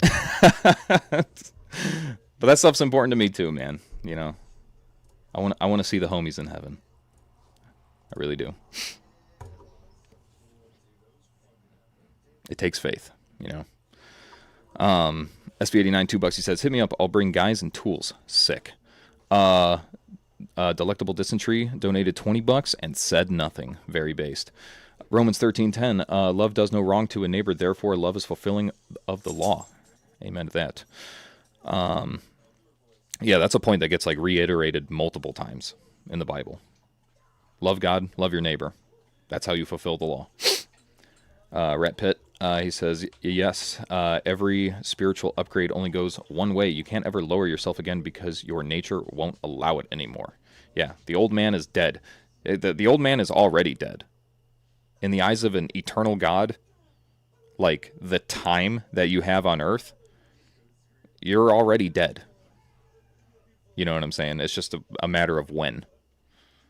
But when you put your faith in Christ and you believe, you become an eternal being. Like you bear the eternal spirit of God. Your soul gets that stamp of approval. You know what I'm saying? Plaid and Brass, he says, hey dude, I gotta go for real. I'm in the middle of a mess here. If you need help on Sunday, reach out. Will do. I hope he's in the Discord because I don't really know how to get a hold of him otherwise. If anybody knows who that is, let me know. Because I don't think he might be. I don't know. I'll look for him. But yeah. Anyway, knowledge transfer. So let's talk about what I would have done differently. So staying topped off from the beginning, I would say that's something that I kind of did right for the most part. Not letting the gas get super low in the car, or at least having the due diligence to see like, oh yeah, there's a storm coming.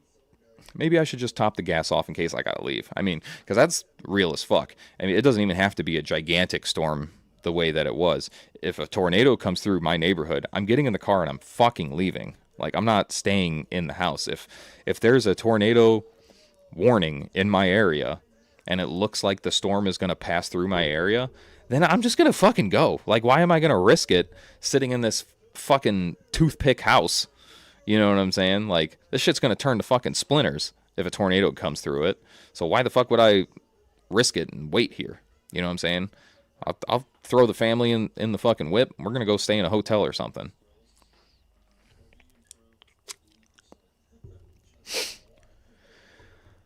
Great. I really appreciate it, especially coming from a guy who seems to have a similar outlook. Yeah. I mean, like I said, it's not my opinion. That's scripture, dog. You know what I'm saying? That's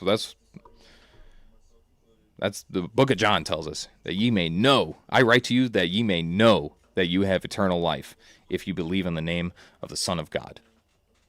That's assurance. You know what I'm saying? That's the prerequisite.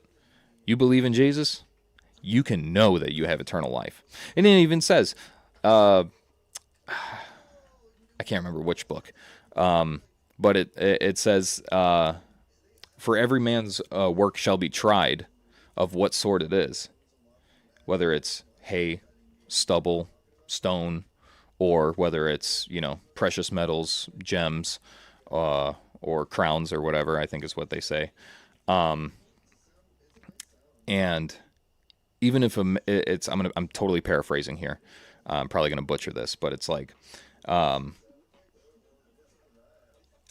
if a man's work is that of hay, stubble, and stone, that he himself may be saved, yet so as by fire. Saying that basically the sinful things, the things that do not produce good fruits or anything like that, that's not coming with you into heaven. You know what I'm saying? You're walking into heaven empty-handed, basically. But you're still walking into heaven. So, yeah. Just start digging in that Bible, twin. There's a lot of good information in there if you haven't already. So, yeah. Yeah, staying topped off. Staying topped off is important. You know what I'm saying? Just having gas in the whip is huge. You know, the stuff, these things, you you can live without it.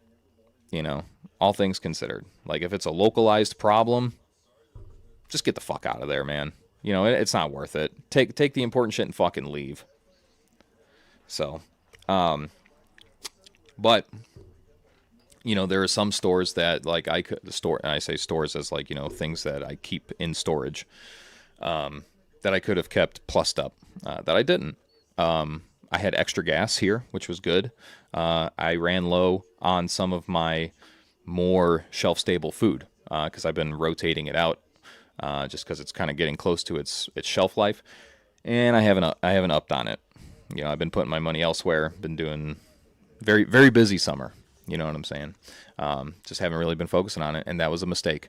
You know, basically having stuff in the house that I can cook without needing to leave the house, like proteins and stuff like that. None. Besides the shit in the can, I didn't have shit. You know what I'm saying? I had rice. I got fucking plenty of rice, but I ain't got no meats. You know what I'm saying? Like nothing dehydrated, dried, minimal canned stuff. You know, nothing that would last a week. And that was a mistake. That was a fucking mistake. Nomad, what's up, dude? Fucking, so that was something that could definitely have been improved, way beyond, you know, that's not even like a hurry thing that you have to do. You should just be doing that now. And if you're like working through stuff, make sure that you fucking replenish it, obviously. Suppressors and Bodyguard 2.0s are more important than food, yeah. So you've been tracking my purchases. Hey, I bought that suppressor after the storm, man. Which I got it today. I don't know if you saw yet. I am officially a suppressor owner. I got the fucking Hux Range 36 Ti. Very cool suppressor. 36 cal. Universal, one size fits all sort of can. Super light, like 8 ounces. It's like, damn, this thing is fucking light, dude. What's up, Spirit X? How you doing, buddy? Yeah, got it for the Super Duty, the dedicated night vision build. Have you drank water through it? Through the suppressor? No, I have not. Oh, dude, Spirit X, dude, you missed fucking a lot. I'm not gonna lie, twin. We've been going nuts since I started. Talked about the storm, chronologically how I dealt with it. Now we're talking about what I would do differently. But after the chronological breakdown, talked about the ongoing issue in Gary, which is Gary, Indiana, they don't have fucking power still 11 days later, which is absolutely bullshit. I'm going to go out there and do a cookout for some of the neighborhoods that have minimal transportation, like, you know, like elderly neighborhoods and shit like that.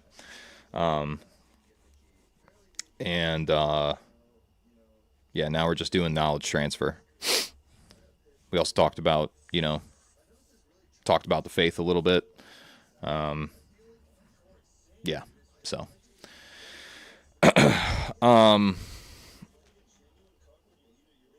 Yeah, so keep your food stores up, man. If you're rotating stuff out, make sure you replenish it. It's pretty simple, honestly, and that's like, in the grand scheme of things that you can invest in, that's like the most important thing, and it's also not that expensive, all things considered. It's food. You buy food all the time. When you go to the grocery store, just buy like some extra canned meat. You know what I'm saying? Or if you have a dehydrator, dehydrate some shit. Do I got a Discord link that's still working? SV, are you present? Are you here? Can we get this man a link? You know, I'll do it real quick. I'll just fucking do it. Hold on. This is going to be a 25 use link. I have stopped permanent links because there's a bunch of dipshits joining. There you go. So I just pulled the links. I'm like, dude, I'm tired of hand-holding retards 24/7. Thoughts on Mountain House meals? They're great.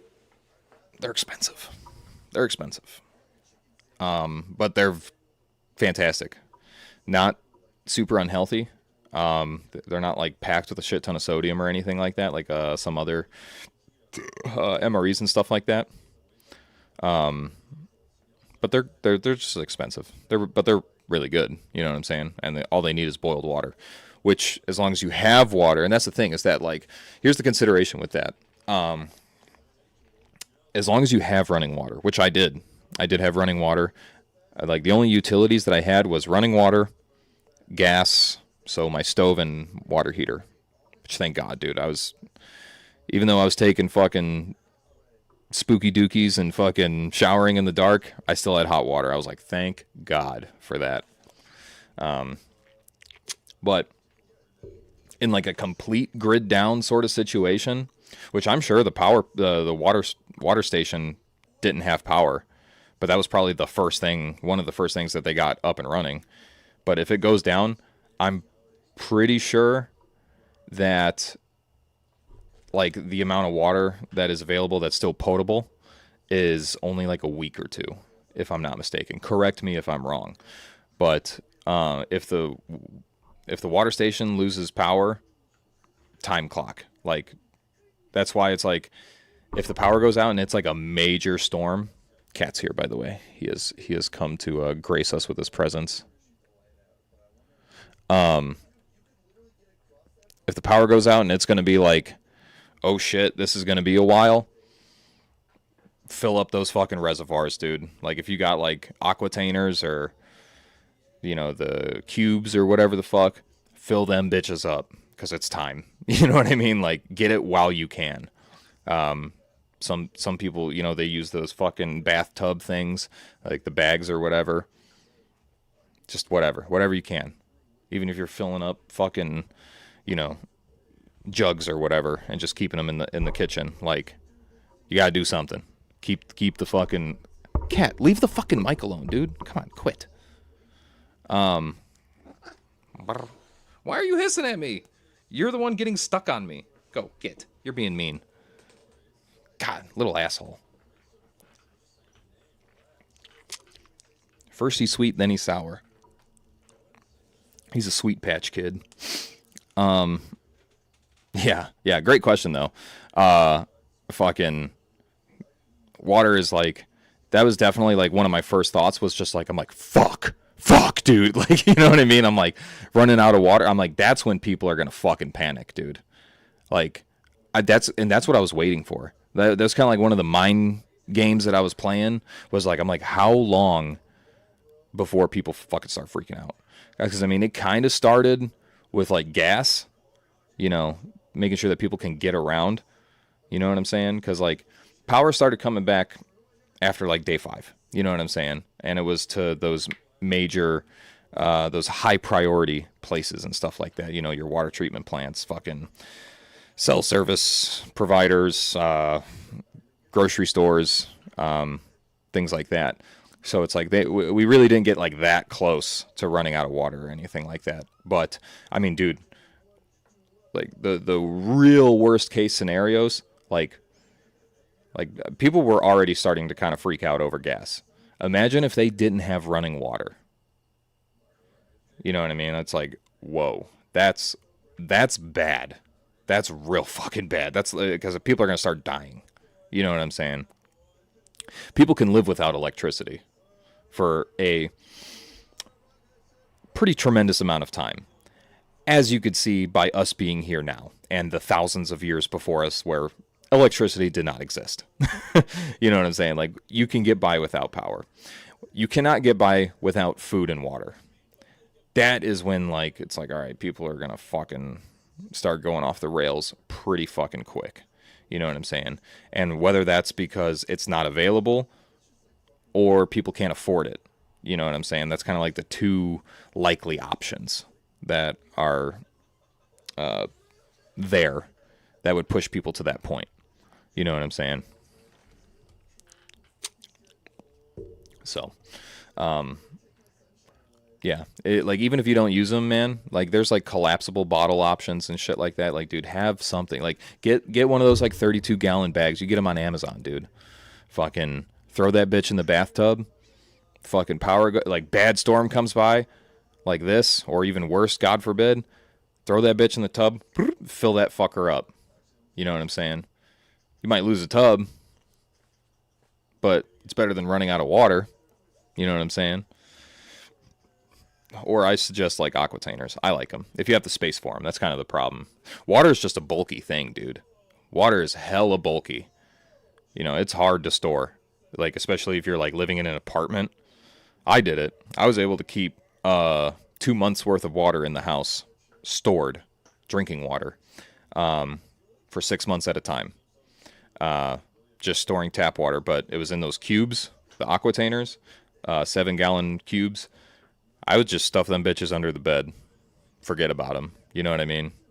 They're out of the light. It's cool because it's on the ground, you know, in the AC apartment, obviously. So, but don't fuck around with that. Water is very serious. But luckily we didn't run out of water or anything like that. It's another thing I would do differently. Yeah, you know, life straws are okay. They're okay. They have their use. It depends on where your water is coming from. I already made a whole video on this. It's like one of my most unwatched videos ever, even though it's probably like one of the most important videos that I ever made, and I tried to make it all quirky and zany so that people would fucking watch it. It's 5 minutes long. Everything that you could know about drinking water and SHTF. The big thing is water source selection. Okay. So like, yes, life straws are great for certain things. The thing is, they're not, for one, they're not very durable. So taking them out into the field, or especially in colder environments where you're going to be using them, if they freeze, they're fucking ruined. They're done. I mean, that's most filters, but they're especially susceptible to that. Yeah, the Sawyer is a lot better. It just hands down is a lot better. Smaller, more durable, barely more expensive. You know what I'm saying? They have better integration options for using them in different manners and stuff like that. I just like them a lot better. But they kind of both serve in similar roles because they both only filter bacteria and sediment, right? I would say Sawyer does it slightly better, just based on how it's constructed. But like I do have life straws. I have a fucking ton of them because Walmart like couldn't sell them. So I bought a shit ton of them on sale for like $5 a piece. I was like, hell yeah. Like, what the fuck? I got like a milk crate full of them in my garage. And what I keep them around for is for drinking stored water. And that's because, like I had kind of said it at the beginning of the stream, was that once you crack open that vessel that you're drinking out of, especially bigger ones, dude, because it's going to be open longer. You know what I'm saying? And by open, I mean like coming out of storage, open it one time, time clock starts now. You know what I'm saying? Until that can theoretically start to spoil, because you're introducing outside air and possibly contaminants and stuff like that. Water is best kept stored when the vessel is completely full and purified. You know what I'm saying? But as you drink out of it, there's just going to be air in there. It's just the way it is. But yeah, life straws are great for drinking that stored water, because especially if you're drinking out of like a 30-gallon or 55-gallon drum or something like that of like potable water or something like that. The quality of the water, there might be bacteria that starts to grow in it, especially if you're drinking out of it later in its lifespan, that like 6-month lifespan, like if you're not using stabilizers or anything, which I don't really care. Unless you have a gigantic fucking vessel, like a 100+ gallon or something, or 55-gallon, where it's like a bitch to redo it every 6 months. You know what I'm saying? Aquatainers, yeah, you could do 6 months all day like that. But the big giant cubes or whatever, like the farming ones, yeah, you probably want to stabilize it because you're not going to want to do it every 6 months. You're going to do it like every year or so. But as you drink that water, filter it through the life straw. It's exactly what it's for. And that's the only thing that can contaminate that water is bacteria, generally speaking. Obviously, there's other ways that it could be contaminated, but if you do your part, the only thing that's being introduced into that vessel as you drink out of it is air. You know what I'm saying? So that's the only thing you really have to worry about, because that's the only thing that's going to multiply that's in there is fucking bacteria. Luckily, Sawyer filters, life straws, you know, your cheap hollow membrane filters and stuff like that, that's exactly what it's for. It's for bacteria. So, you know, if you don't have access to boil the water, like you don't have gas or you don't have electricity or something like that, you can use that life straw and you can still have clean drinking water. That's exactly what it's for. What it's not for is going out to a fucking pond, you know, out in the sticks, and fucking getting a bucket full of water and drinking out of it like that. You will die. It's not good. Wouldn't recommend it. The concentration of sediment and bacteria and possibly viral and chemical, like especially in the Midwest where there's a lot of agriculture and stuff like that, I'm not drinking it out of any body of water that's over here. That is like the curse of living in the area that I live in. And most places, honestly, unless you're up in the mountains and stuff like that, you probably have like agriculture or industrial runoff in your water. And that is extremely hard to fucking filter out. You need very expensive fucking filtering options, or you just straight up need to fucking distill your own water, which is not easy, especially to do like on the move or anything like that. Like it's a whole dedication. So yeah, like stored water, life straws and fucking Sawyers all day. But if you're going out and collecting water, you know, rainwater's a little different because it's not as fucked up, but it's still pretty dirty because it's exposed outside. You know what I'm saying? But it's just less likely to have like viral infection and stuff like that. But it could still have some runoff and forever chemicals attached to it. Just shit that's present in the air or, you know, coming off roof or some shit like that. Just something to consider. For that, like the easy one that I could think of, like if you're collecting water on the go for small amounts, GeoPress, the Grail GeoPress is pretty fucking good. It has a low lifespan, but most of those filters that do filter out a lot of the like heavy metals and chemicals and stuff like that, just naturally by design have a lower lifespan. And it's just because the charcoal element isn't capable of filtering out that much shit all the time. Depending on the amount of contamination in the water, you could push that lifespan a little bit further, but it's usually safer to swap out those filters sooner than later. You don't want to wait until the last gallon or whatever to switch it out, because you're not really sure how effective the filter actually is.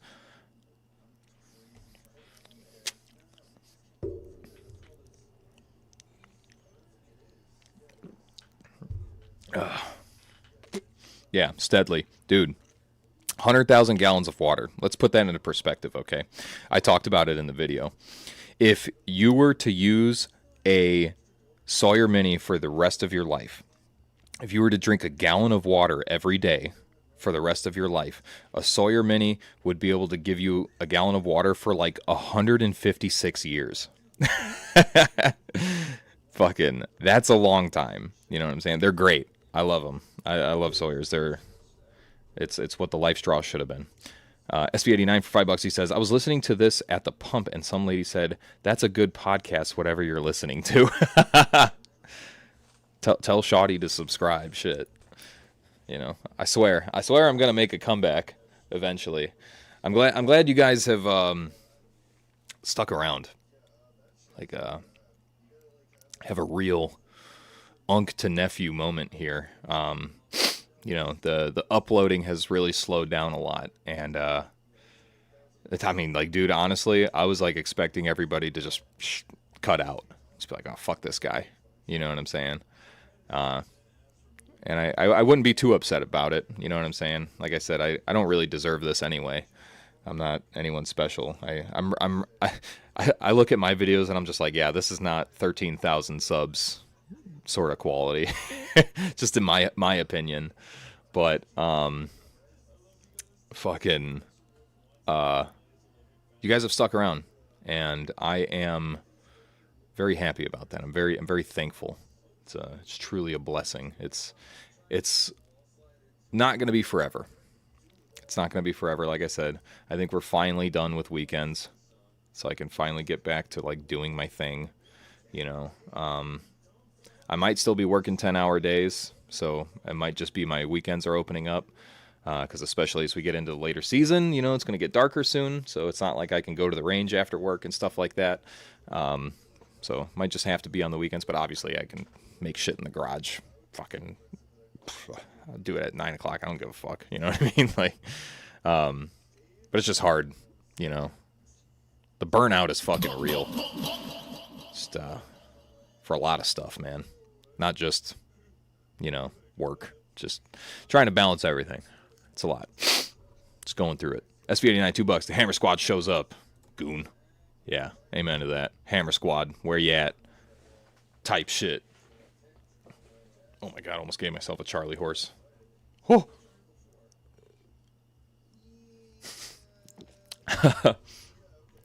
Bones is, I'm waiting for Bones' triumphant return from the front lines. I guess this is a perfect time to talk about BBs for the boys. So, let's see here. Can I show the video, like, on a stream? Am I going to get copyright struck if I do that? I don't think so, right? Like, so, here. I'll do, like, a little breakdown of it, and then I will post a link here in the chat. So you guys got some what do you call it? Some homework for you guys. Have that queued up for after the stream, or real quick, come back. Don't matter. Do whatever you want.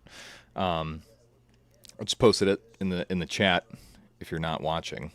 Go and check that video out.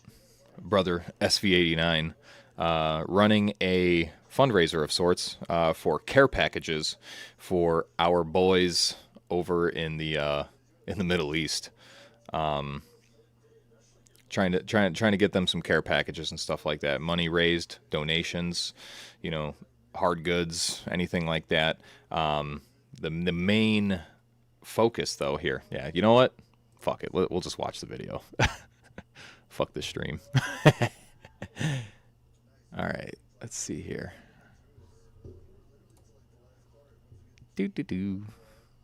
Hold on.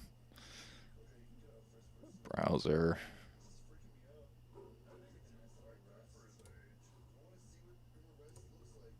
All right.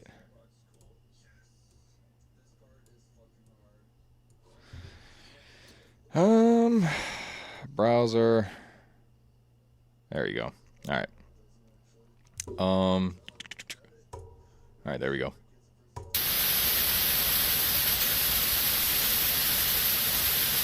This shit's so funny.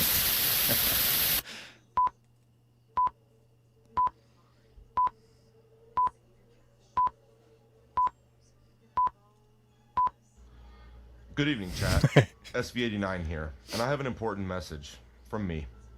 A good friend of the chat and a fellow Midwest King is currently deployed in the Goy Wars. I'm announcing that I'm going to be providing care packages to our friend and his guys through something I'd like to call BBs for Our Boys. Currently, there are 3 ways to help get the boys overseas the crucial shit they need, like 6 milli Zens and White Monster. Number 1, purchase a limited run bust of the crew or BB. The BB bust pictured here is a copy of the exact bust that until recently watched over our friend and his guys. All proceeds from these minus the shipping costs will go directly to the guys overseas, in care packages and to replace their treasured BB.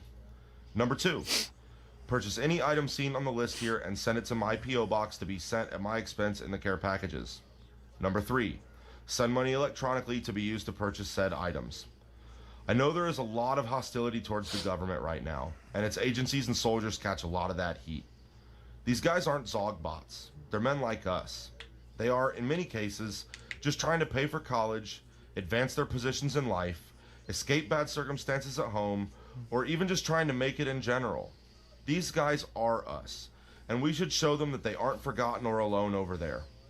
In most cases, these guys don't even want to be there, but we have all done jobs we didn't want to for whatever reason. In the worst case scenarios, either we don't raise enough to cover everything, or no one feels like participating in this. I'm going to fund the remainder, or 100% of these care packages myself, though it might take me a little longer. Please, consider donating to this cause, which is extremely dear to my heart. SV out.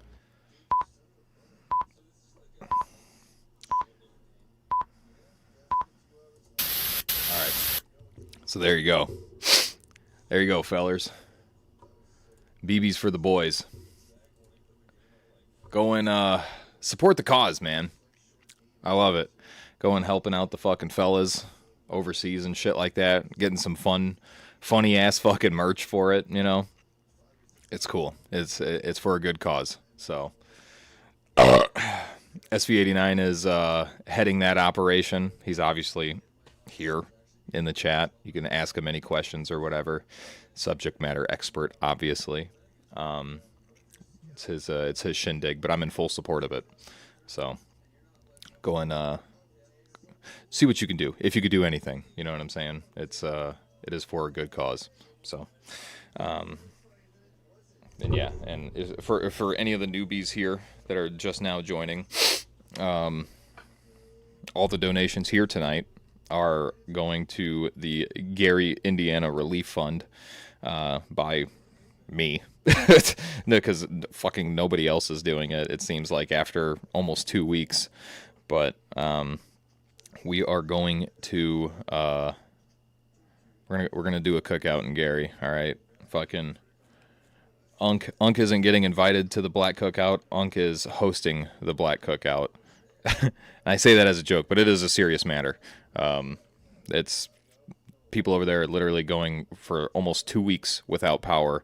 Food has been very, very hard to come by just because a lack of transportation in many neighborhoods.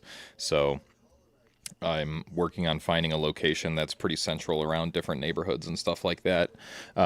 That's like within walking distance so that people can come and feed their family. You know, it's not like a ton, but I mean, I'm just trying to do something to help. So if you can, good. If not, keep them in your prayers, dude. Pray for Gary. Do not underestimate the power of prayer. Like, I mean, we do that so much, man. We be looking at our problems and we're just like, what is even the point? Like, praying ain't gonna do. Like, we be downplaying God, the creator of the universe. You know, instead of you know, going to God and saying like, oh, look how big my problems are. Look how bad this is. Look how big this problem is. Why don't we go to our problems and show them how big our God is? You know what I mean? Can I get an amen to that, chat? Straight up. Because, man, the prayer has changed my life. I tell you what. You know?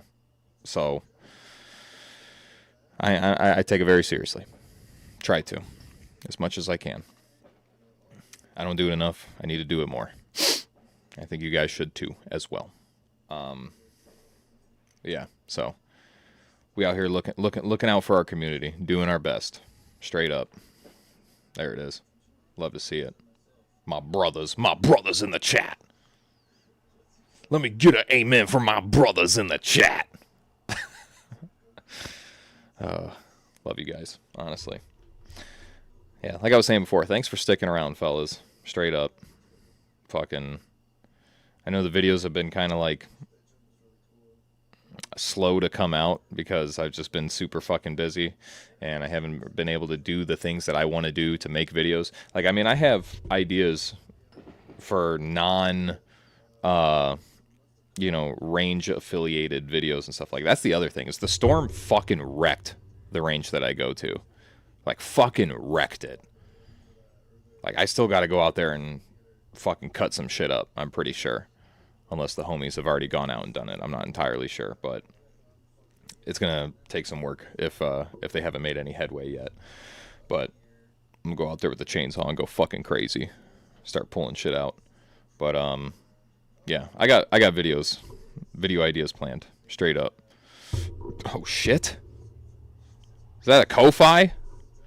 What the fuck, Richard? Hold on. Oh my god. I forgot I had a Ko-Fi. It's how little the shit gets used. Oh,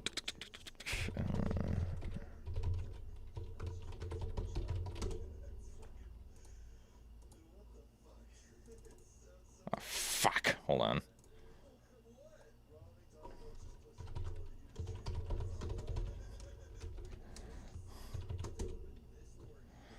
Oh, shit. Trying to remember passwords. That's how long it's been.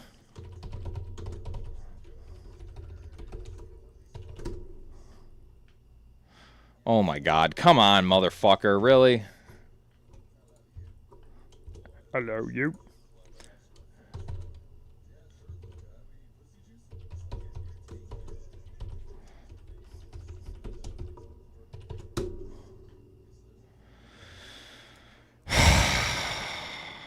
Alright, maybe I could do it on my phone. Hold on. Unk and his damn baby blues. What are you talking about? Talking about my eyeballs?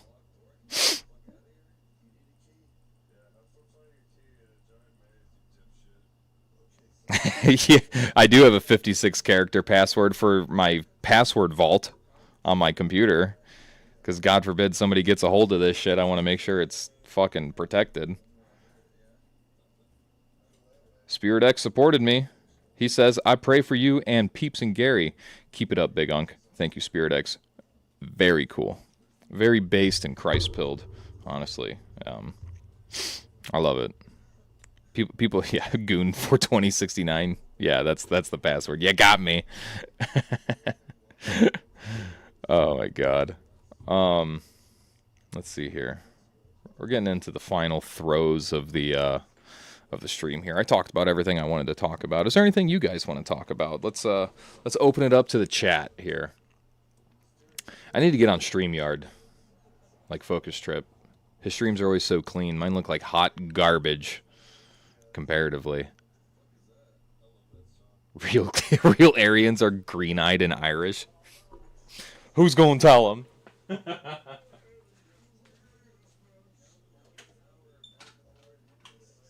Oh my goodness.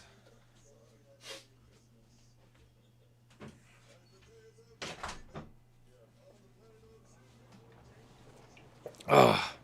Sweating my ass off right now. I'm sitting here like, why the fuck is it so hot? Fucking wife turned off the AC for some reason. Fucking crazy woman. Cytoxel deleted his channel. I didn't even know he was still making videos, to be honest with you. Did he get like a cease and desist from like Haley Lujan or something like that? I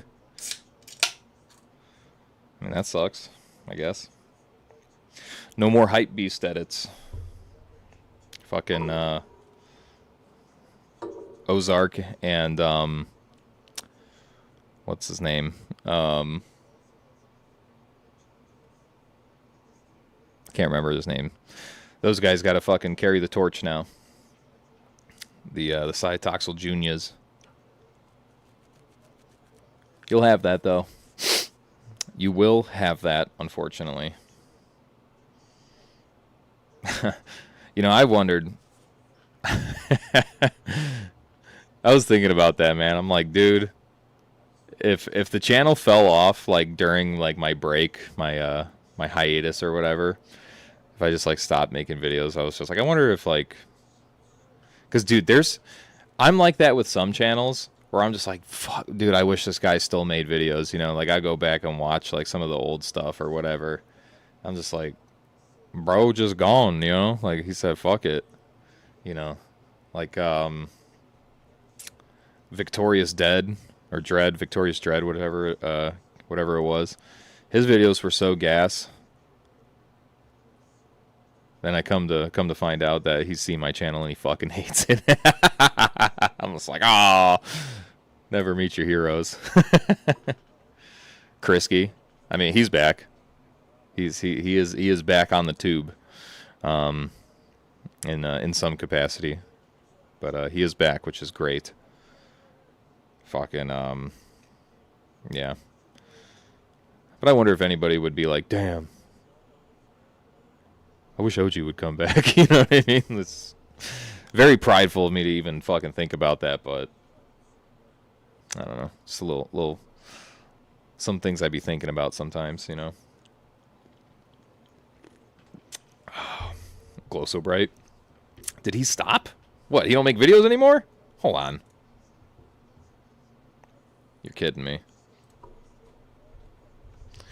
I know he like did some stuff for a new job, so maybe he had to take a hiatus 3 weeks ago. That's about on par for my last video. I mean, shit. Fucking, he uploaded 3 weeks ago. My last upload 2 weeks ago. So, yo, you know, what the heck?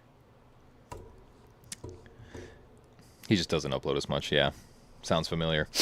Fucking, dude, fellas, can we talk about something, man? When can we like get vocal about the fucking AI chat GPT thumbnails? Can we fucking knock it off? Like, can we stop fucking using them? Or can we like tell content creators like, hey man, great video. Can you like spend 5 minutes making a thumbnail instead of just doing like a chat GPT prompt that looks the same as every other chat GPT thumbnail? Like, for fucking crying out loud, man. Like, I'm really not saying this to dig at anyone, okay? I understand the utility and like the convenience. There, it's just like, it's like, oh fuck, you know, because not everybody's a fucking like tech savvy sort of guy. I'm not, you know, I'm a dipshit. I don't know how to like make thumbnails, you know. I use fucking Instagram to make my thumbnails. Every single thumbnail I have on all of my videos and streams. This one right here, like, I used fucking Instagram just so I could fucking just add text to an image. You know what I'm saying? You can make collages and cutouts and stuff like that. Like, it's real fucking simple. You know what I'm saying? But like, just like, dude, the problem is like, it's just the fucking cat is out of the bag and everybody's doing it. Big channels, small channels, gun channels, non-gun channels. Like, it's just like, fellas, please, can we stop? Like, there's no way that nobody like has caught on. You know what I'm saying? Like, I'm pretty sure all of us have caught on by now. And just haven't just been like, well, whatever, you know, because it's just like, you see the thumbnail for like 3 seconds, decide if you want to watch the video, and immediately forget about the thumbnail.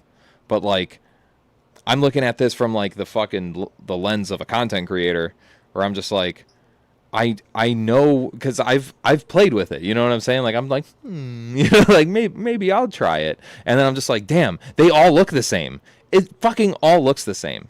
ChatGPT does not know how. Okay, SV, you did it ironically though. That's different. Fucking, you literally told me you did it on purpose. Fucking, but like, this shit, like, dude, it's gotta stop, bro. Like, it's played out, exactly, dude. It's fucking played out. Like, I don't know. Like I said, it's really not like a dig at anyone. Like, I'm not saying like, oh, if you do it, you're a fucking bad content creator. You know what I'm saying? Like, trust me. Like I said, most people forget about the thumbnail immediately, but it's just kind of one of those things where it's just like, really? Like, can we just try and do something different? You know what I mean? Like, I don't know. It's pretty fucking simple to make a thumbnail. Bojangles 29, $10, says nothing. Very based. Going into the Gary Food Fund. Thank you, sir.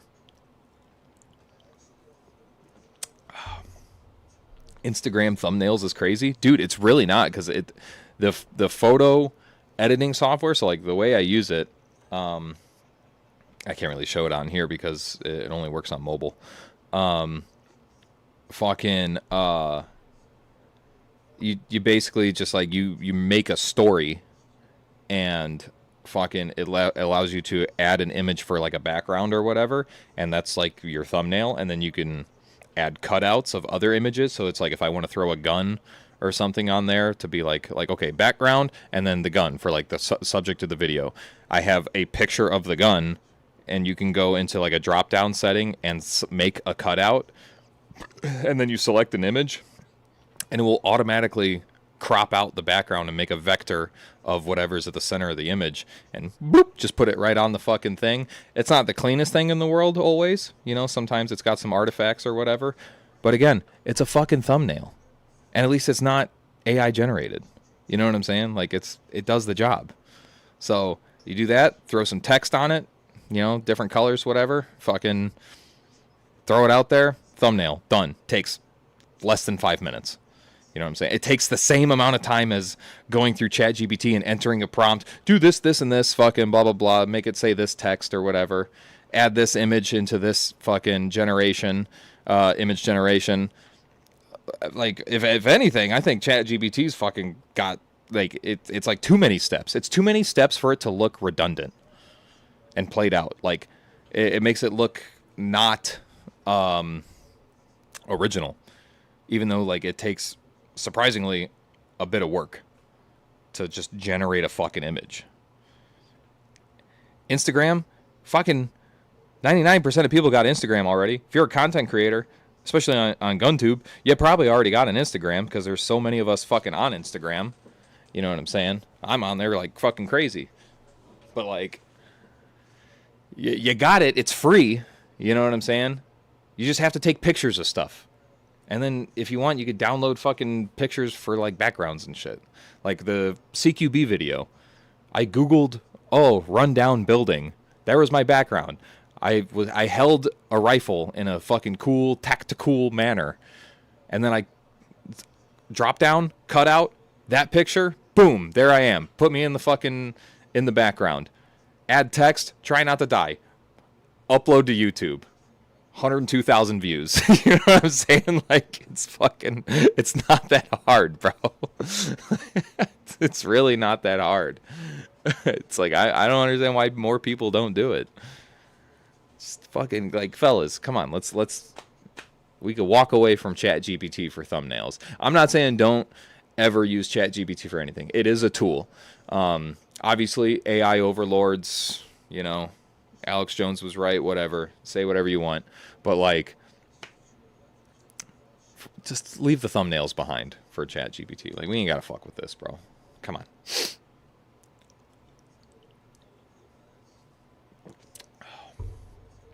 Oh, goodness. Fuck, it's hot in here. 74 degrees in the house. I'm going to fucking... I don't know if I could say it on YouTube. I'm going to love my wife as any good husband would. I love my wife. I love my wife. I love my wife. I love it when she turns the AC off. When it's 80 degrees outside. Fuck. It's probably the Bapples. Bapples making me go into diabetic shock. That's why I'm fucking overheating right now. Honestly, MS Paint thumbnails have more soul. Have more soul than that shit. That's what I'm saying, dude. Like, shit. Excuse me. Have and unsubscribe from peeps for the AI slop. Really? Wow. Generational loathing. For real, for real.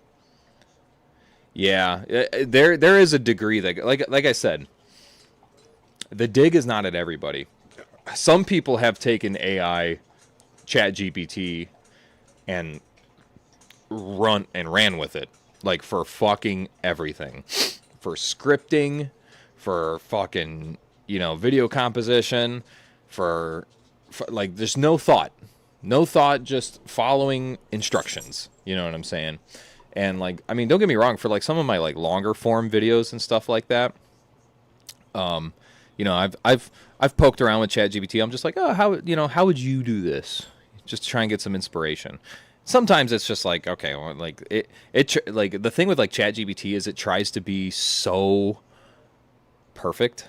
You know what I'm saying? Like it tries to be so, it's like robotic, because it is. You know what I'm saying? Like it lacks personality, and so like whenever you just follow it bit for bit, it's like you watch a video and it's like, this is like weird. You know what I'm saying? Like yeah, it's got like good pacing or whatever, and it's just like, but it doesn't feel like a person wrote it, and it's because they didn't. You know what I'm saying? Like fucking.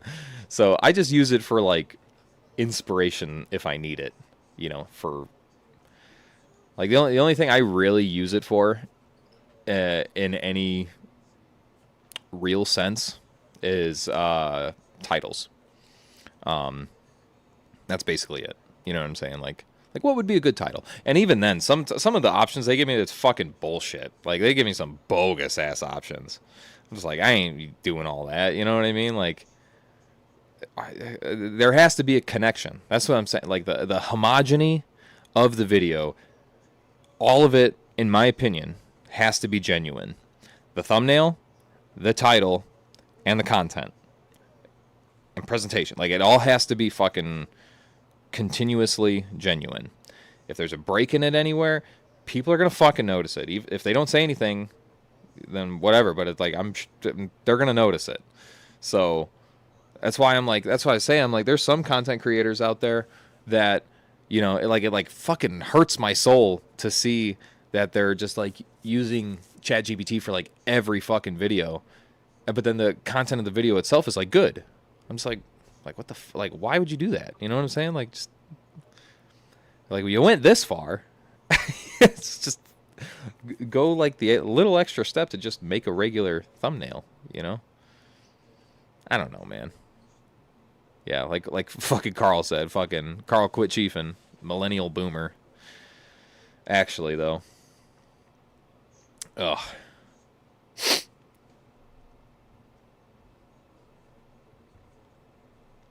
I make all my memes in MS Paint. That's fucking pog.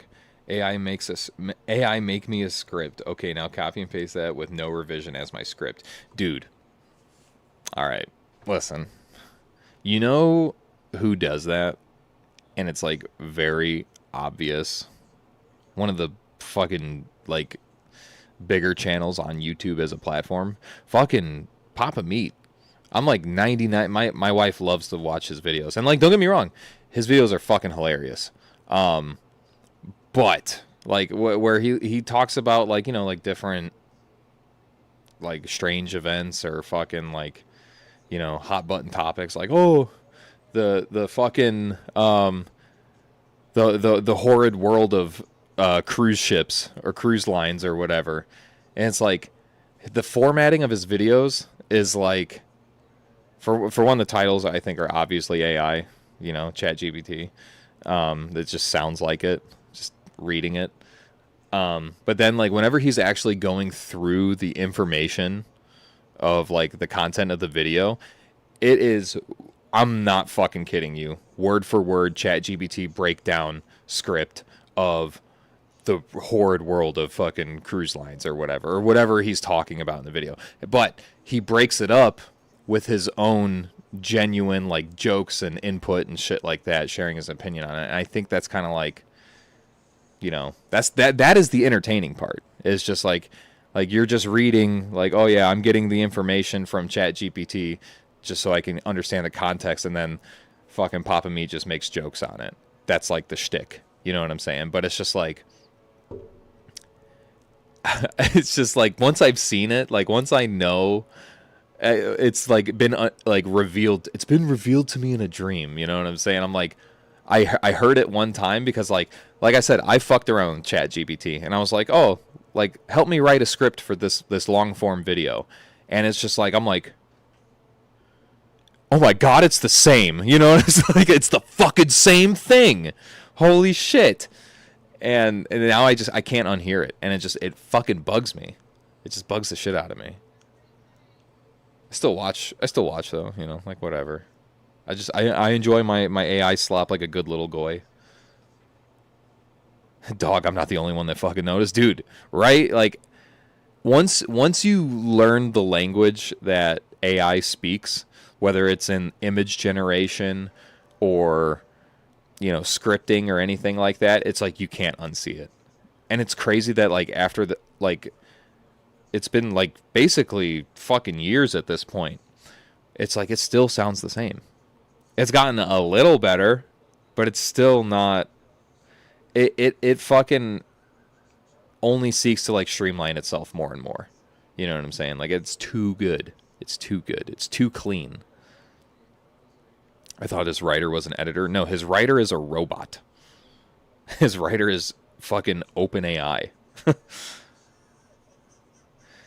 Yeah, it's like dudes who end up talking like ChatGPT as well. Yeah, well, they are, you know, they have become what they desire, essentially. What they work with the most. I don't know. Like I said, I don't like. It's not a dig necessarily. It's only a dig if it's like every step of your fucking content process. I mean, dude, I watched a crazy ass video not too long ago about sorry, texting the wife. I watched a crazy ass video about like dead internet theory. Fucking about how many AI generated channels there are on YouTube. And like all they're there for, like I wish I could find the link. I would literally share it with you guys because it's such a good watch. But this guy like went so deep into it. It's like he's like YouTube has gotten to the point where there are completely AI generated channels. The channels themselves are created. Content is created through AI, formatted in AI, the visuals, the audio, the script, everything. It gets uploaded to YouTube with AI, title, description, everything. And the fucking comments on the video are also fucking AI bots. So it's like there's thousands upon thousands upon thousands of fucking videos and channels on YouTube where it is just AI interacting with each other. What in the fuck is going on with the world today? Like, look me in the eyes and tell me you have not gone insane. Just looking at the state of the fucking world as it is right now. Like, if we ain't in the fucking end times, then if we're not in the end times, then clearly we have died and gone to hell. Because holy shit, dude. Like, what the fuck is going on with the fucking world, dude? Why the Taurus Judge is the best handgun. Yeah, it's very 2010 coded. Take me back. Gossip Goblin gets a pass, though. What the fuck is that? Do I even want to know? Saw a rumor that Roku might add AI slop style content to its own AI channel. What? What? The fuck, Richard? Hell no, boy. What the fuck, man?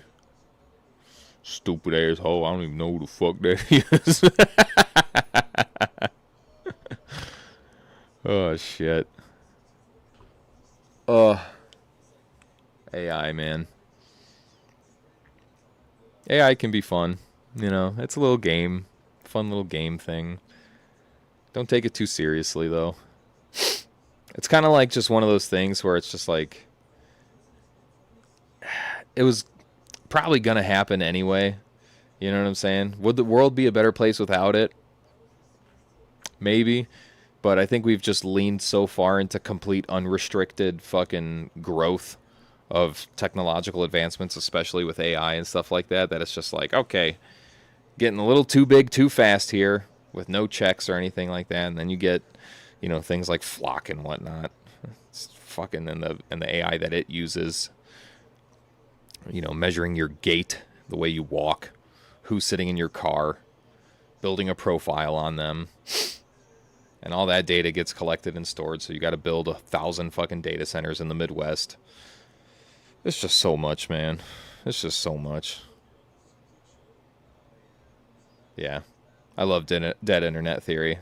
I've probably talked about dead internet theory at least once every stream for the last, like, fucking 6 streams. I feel like I have. It's one of my favorite theories because it's just not a theory. It's just like one of those things where it's just like it was kind of cool because it's like I wonder if it was like a theory at first, but then it kind of became like a self-fulfilling prophecy with like the rapid growth of AI and stuff like that. So it was just like people were talking about dead internet theory back in like 2015 and shit. You know what I'm saying? Where it's just like, how do I know you're real? You on the other side, you know? Like, how do you know I'm real? What if I'm not real? What if I'm an AI? You know what I'm saying? Like, what if I'm a deep fake or some shit? I mean, I actually live in India and I'm some brown kid or whatever, you know? Like, no. Dead internet theory, but then like AI just rapidly grew. And it's just like, wait, there's a lot of people on the internet, so to get engagement, we just implanted fucking AI all over the internet, and now it's everywhere, especially on YouTube. If there could be money made, AI is there, you know. And Indians. So yeah.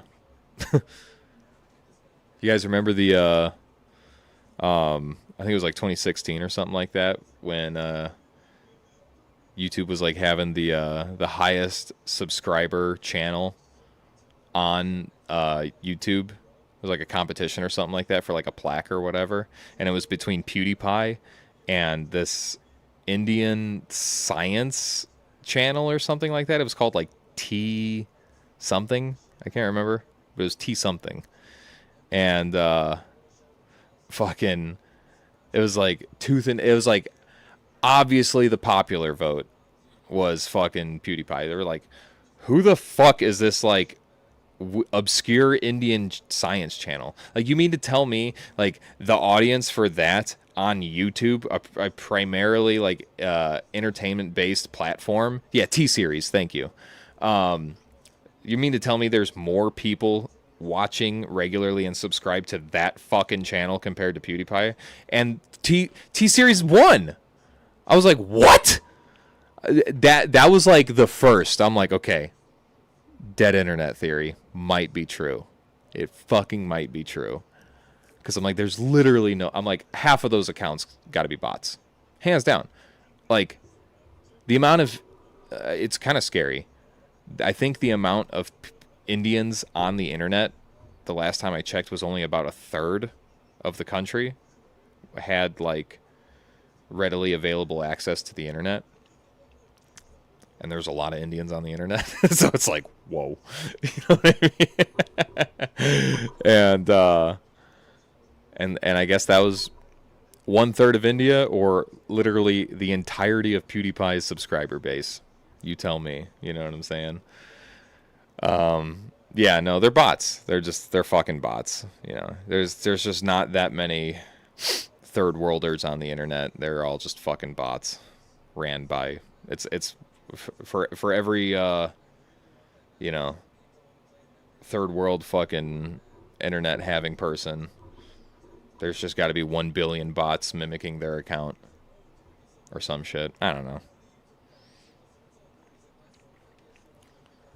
I'm 3 bapples in, and I'm just blaming India for everything, for dead internet theory.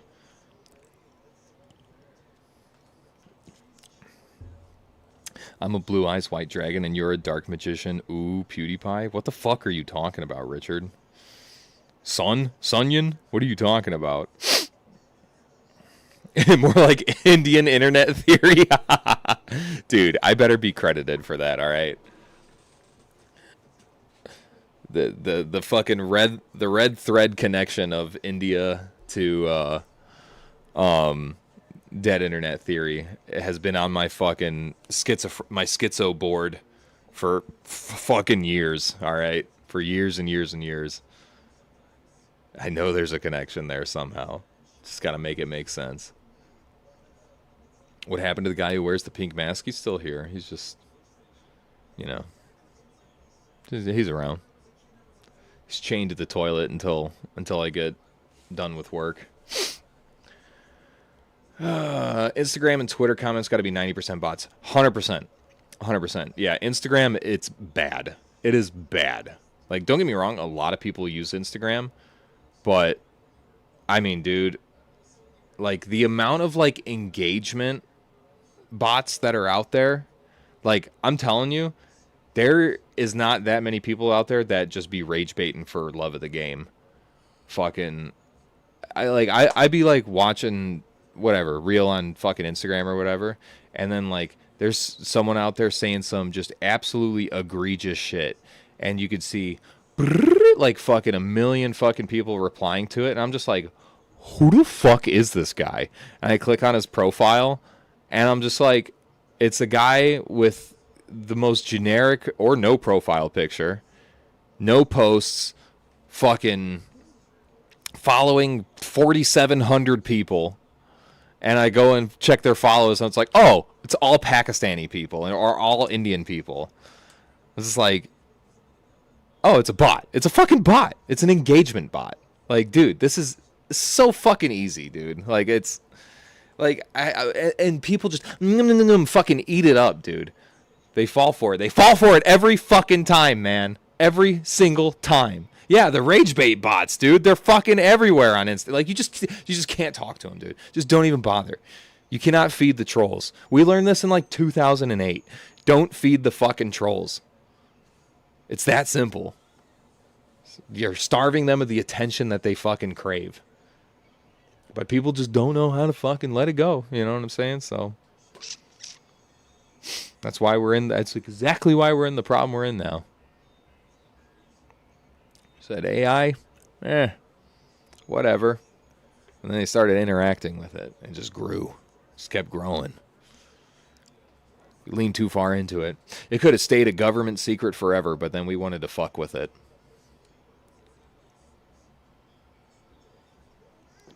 All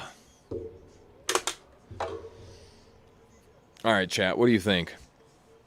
Should I have another Bapple and keep riffing on conspiracy theories, or should I call it? What do you think? There's a lot of Indians I know, an Indian rapper that isn't good but has a pretty big following just based on the population density. That's what I'm saying. I'm like, yeah, it's kind of like weird. You know what I'm saying? It's weird that there are so many Indians. So it's like, it's kind of like, I'm like, maybe it's not completely, dead internet Indian theory, but the connection is there regardless. The connection is there. Unk, talk about the new NFA ruling. All right, hold on, let me grab a beer. Move, cat. Whew. Damn. I fucking wish I turned the AC on sooner. My fucking RP leaking right now, boy. Tell you what. my ring piece fucking sprung a leak. Alrighty.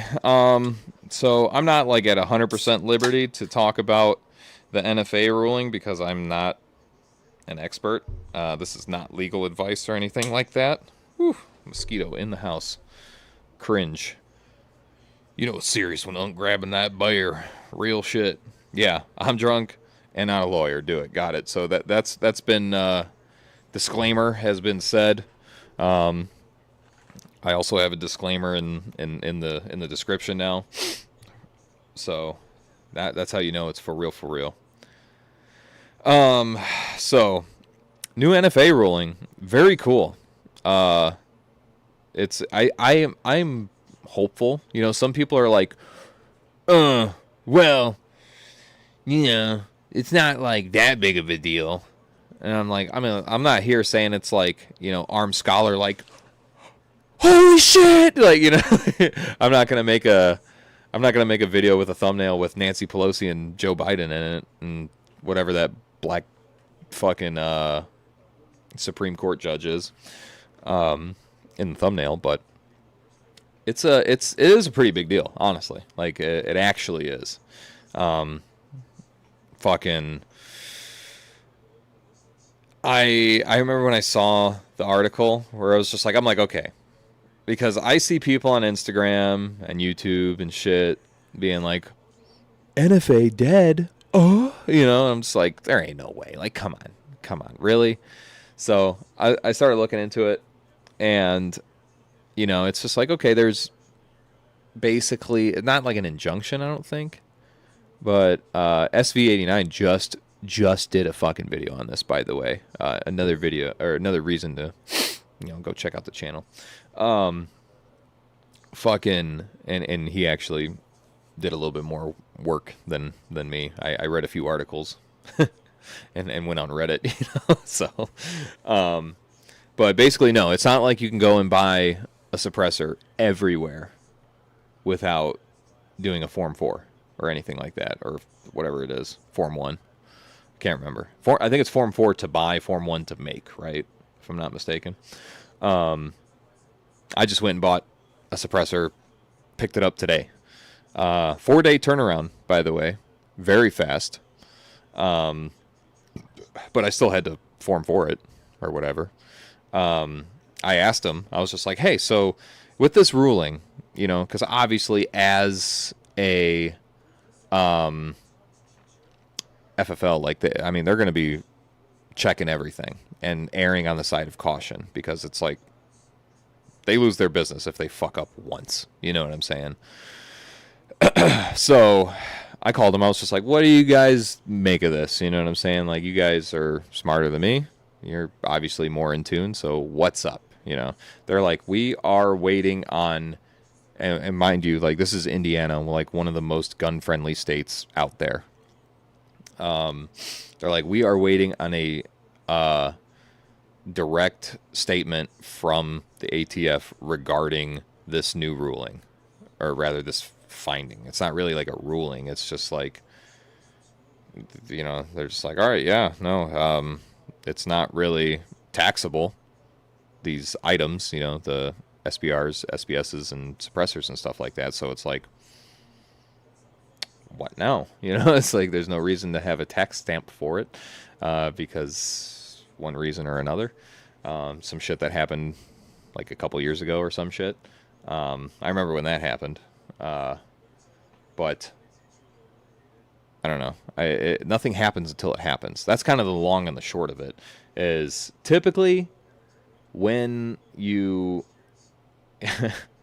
this might be like a flawed way of thinking about it, but like, I'm not really like trying to stay 100% up to date on everything. I wait until it's like set in stone, and that has like kind of saved me before, because like with like a big one was like polymer 80s back in the day with that stuff. I saw that shit coming around, and I was just like, this is epic. Like, you know what I'm saying? I was like, this is sick. And but I was like, ooh, super legal gray area right now. Like, it's kind of one of those things where it's just like, well, they haven't said anything about it, so maybe, it's just like, and then, started getting used in fucking crimes and shit like that. So it's like, all right, now we got to actually look at it and confirm or deny its legality, if it's constitutionally protected or whatever. And it was, initially. We all know how that went.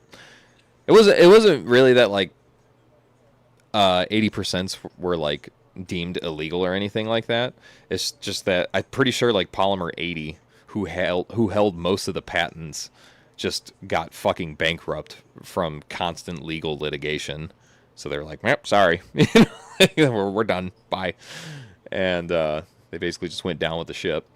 But yeah, so but what basically did not get on the bandwagon at first. And I remember there was just like some people like the whole brace thing, dude. That's another example.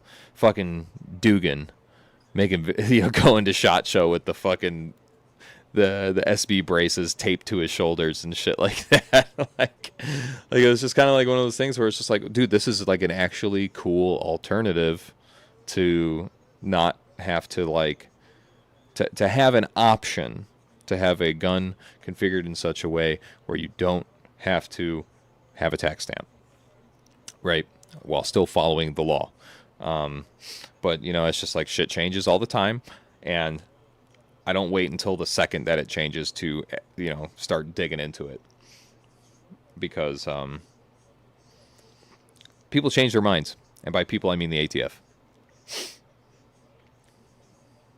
So I'm not really, I mean, here's the thing. Here's what's going to happen is that, like, even when and if the ATF does make a statement and they're just like, yeah, it's not an NFA item anymore. So go ahead, go buy as many suppressors as you want. 4473, that's all you need. There's going to be a fucking run on them. You know what I'm saying? Frankly, they're already easy to attain. I'm not saying it should stay the same. It could be better. It could be better. You know what I'm saying? But as it is, I mean, like I said, it took me 4 days.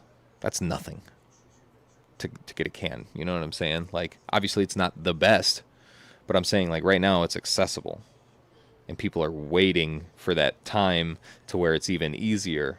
So if you wait too, unless you're camped outside the fucking LGS, the FFL, like, what, you're gonna go in and fucking try and pick up scraps or something, or shit's just gonna be out of stock for a long time, which is gonna drive up the fucking price of everything because there's gonna be a higher demand for those items now. I'm not fucking waiting. Funny enough, I called the company, my LGS, and I was just like, so what's going on with the you know, Form 4s and fucking your NFA item rulings? And they're like, yeah, we're just waiting. They're like, but we are doing 25% sale right now. And I'm like, ooh. I was like, fuck it, I'll do it right now. So, yeah, I was like, fuck it, I'm not gonna wait. I'm not gonna wait till it's out of stock. Plus, it was on sale. I'm just like, yeah.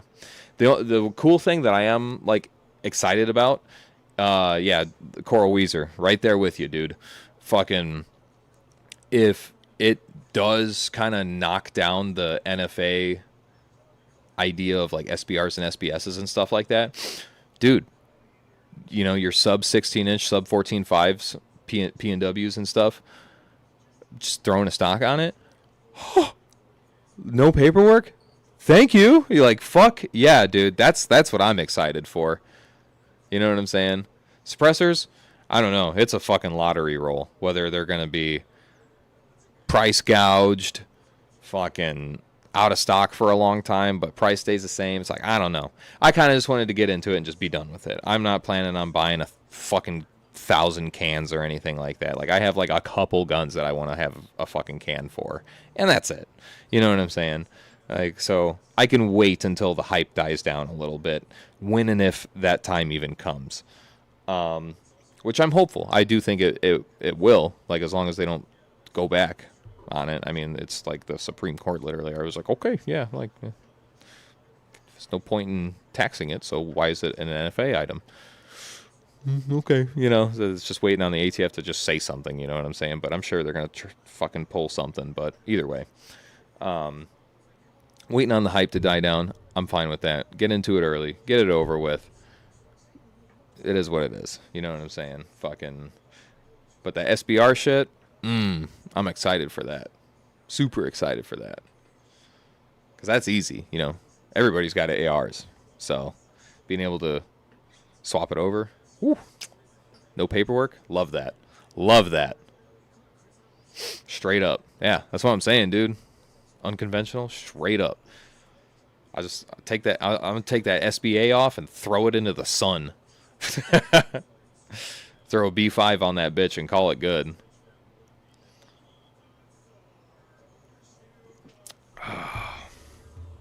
And SBSs, dude. Oh. Daddy requires a fucking SBS just for science, okay? I require it. Which I understand you can get like braces and stuff like that for shockwaves and whatnot, but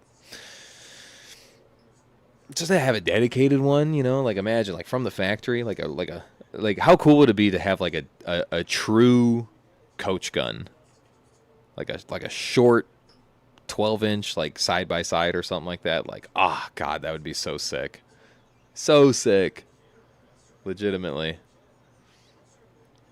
Or a fucking like a true like Mad Max sawed off dude. They're just like, yep, as is, baby. I'm like, oh fuck yeah, dude. I mean, that's basically what a fucking a shockwave is at this point. You know what I mean? But like, I'm talking like I want a fucking double barrel. It's like that. You know what I'm saying? Like that, dude. That'd be so fucking fun.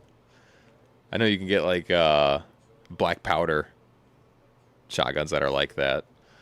Super short. I mean, like, dude, anytime you open fucking arms list or anything like that, there's always an ad for it.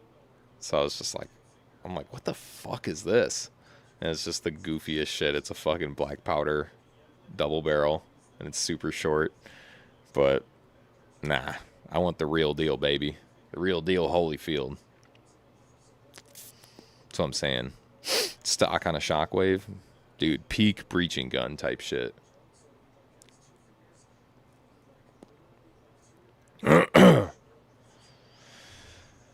Oh, goodness.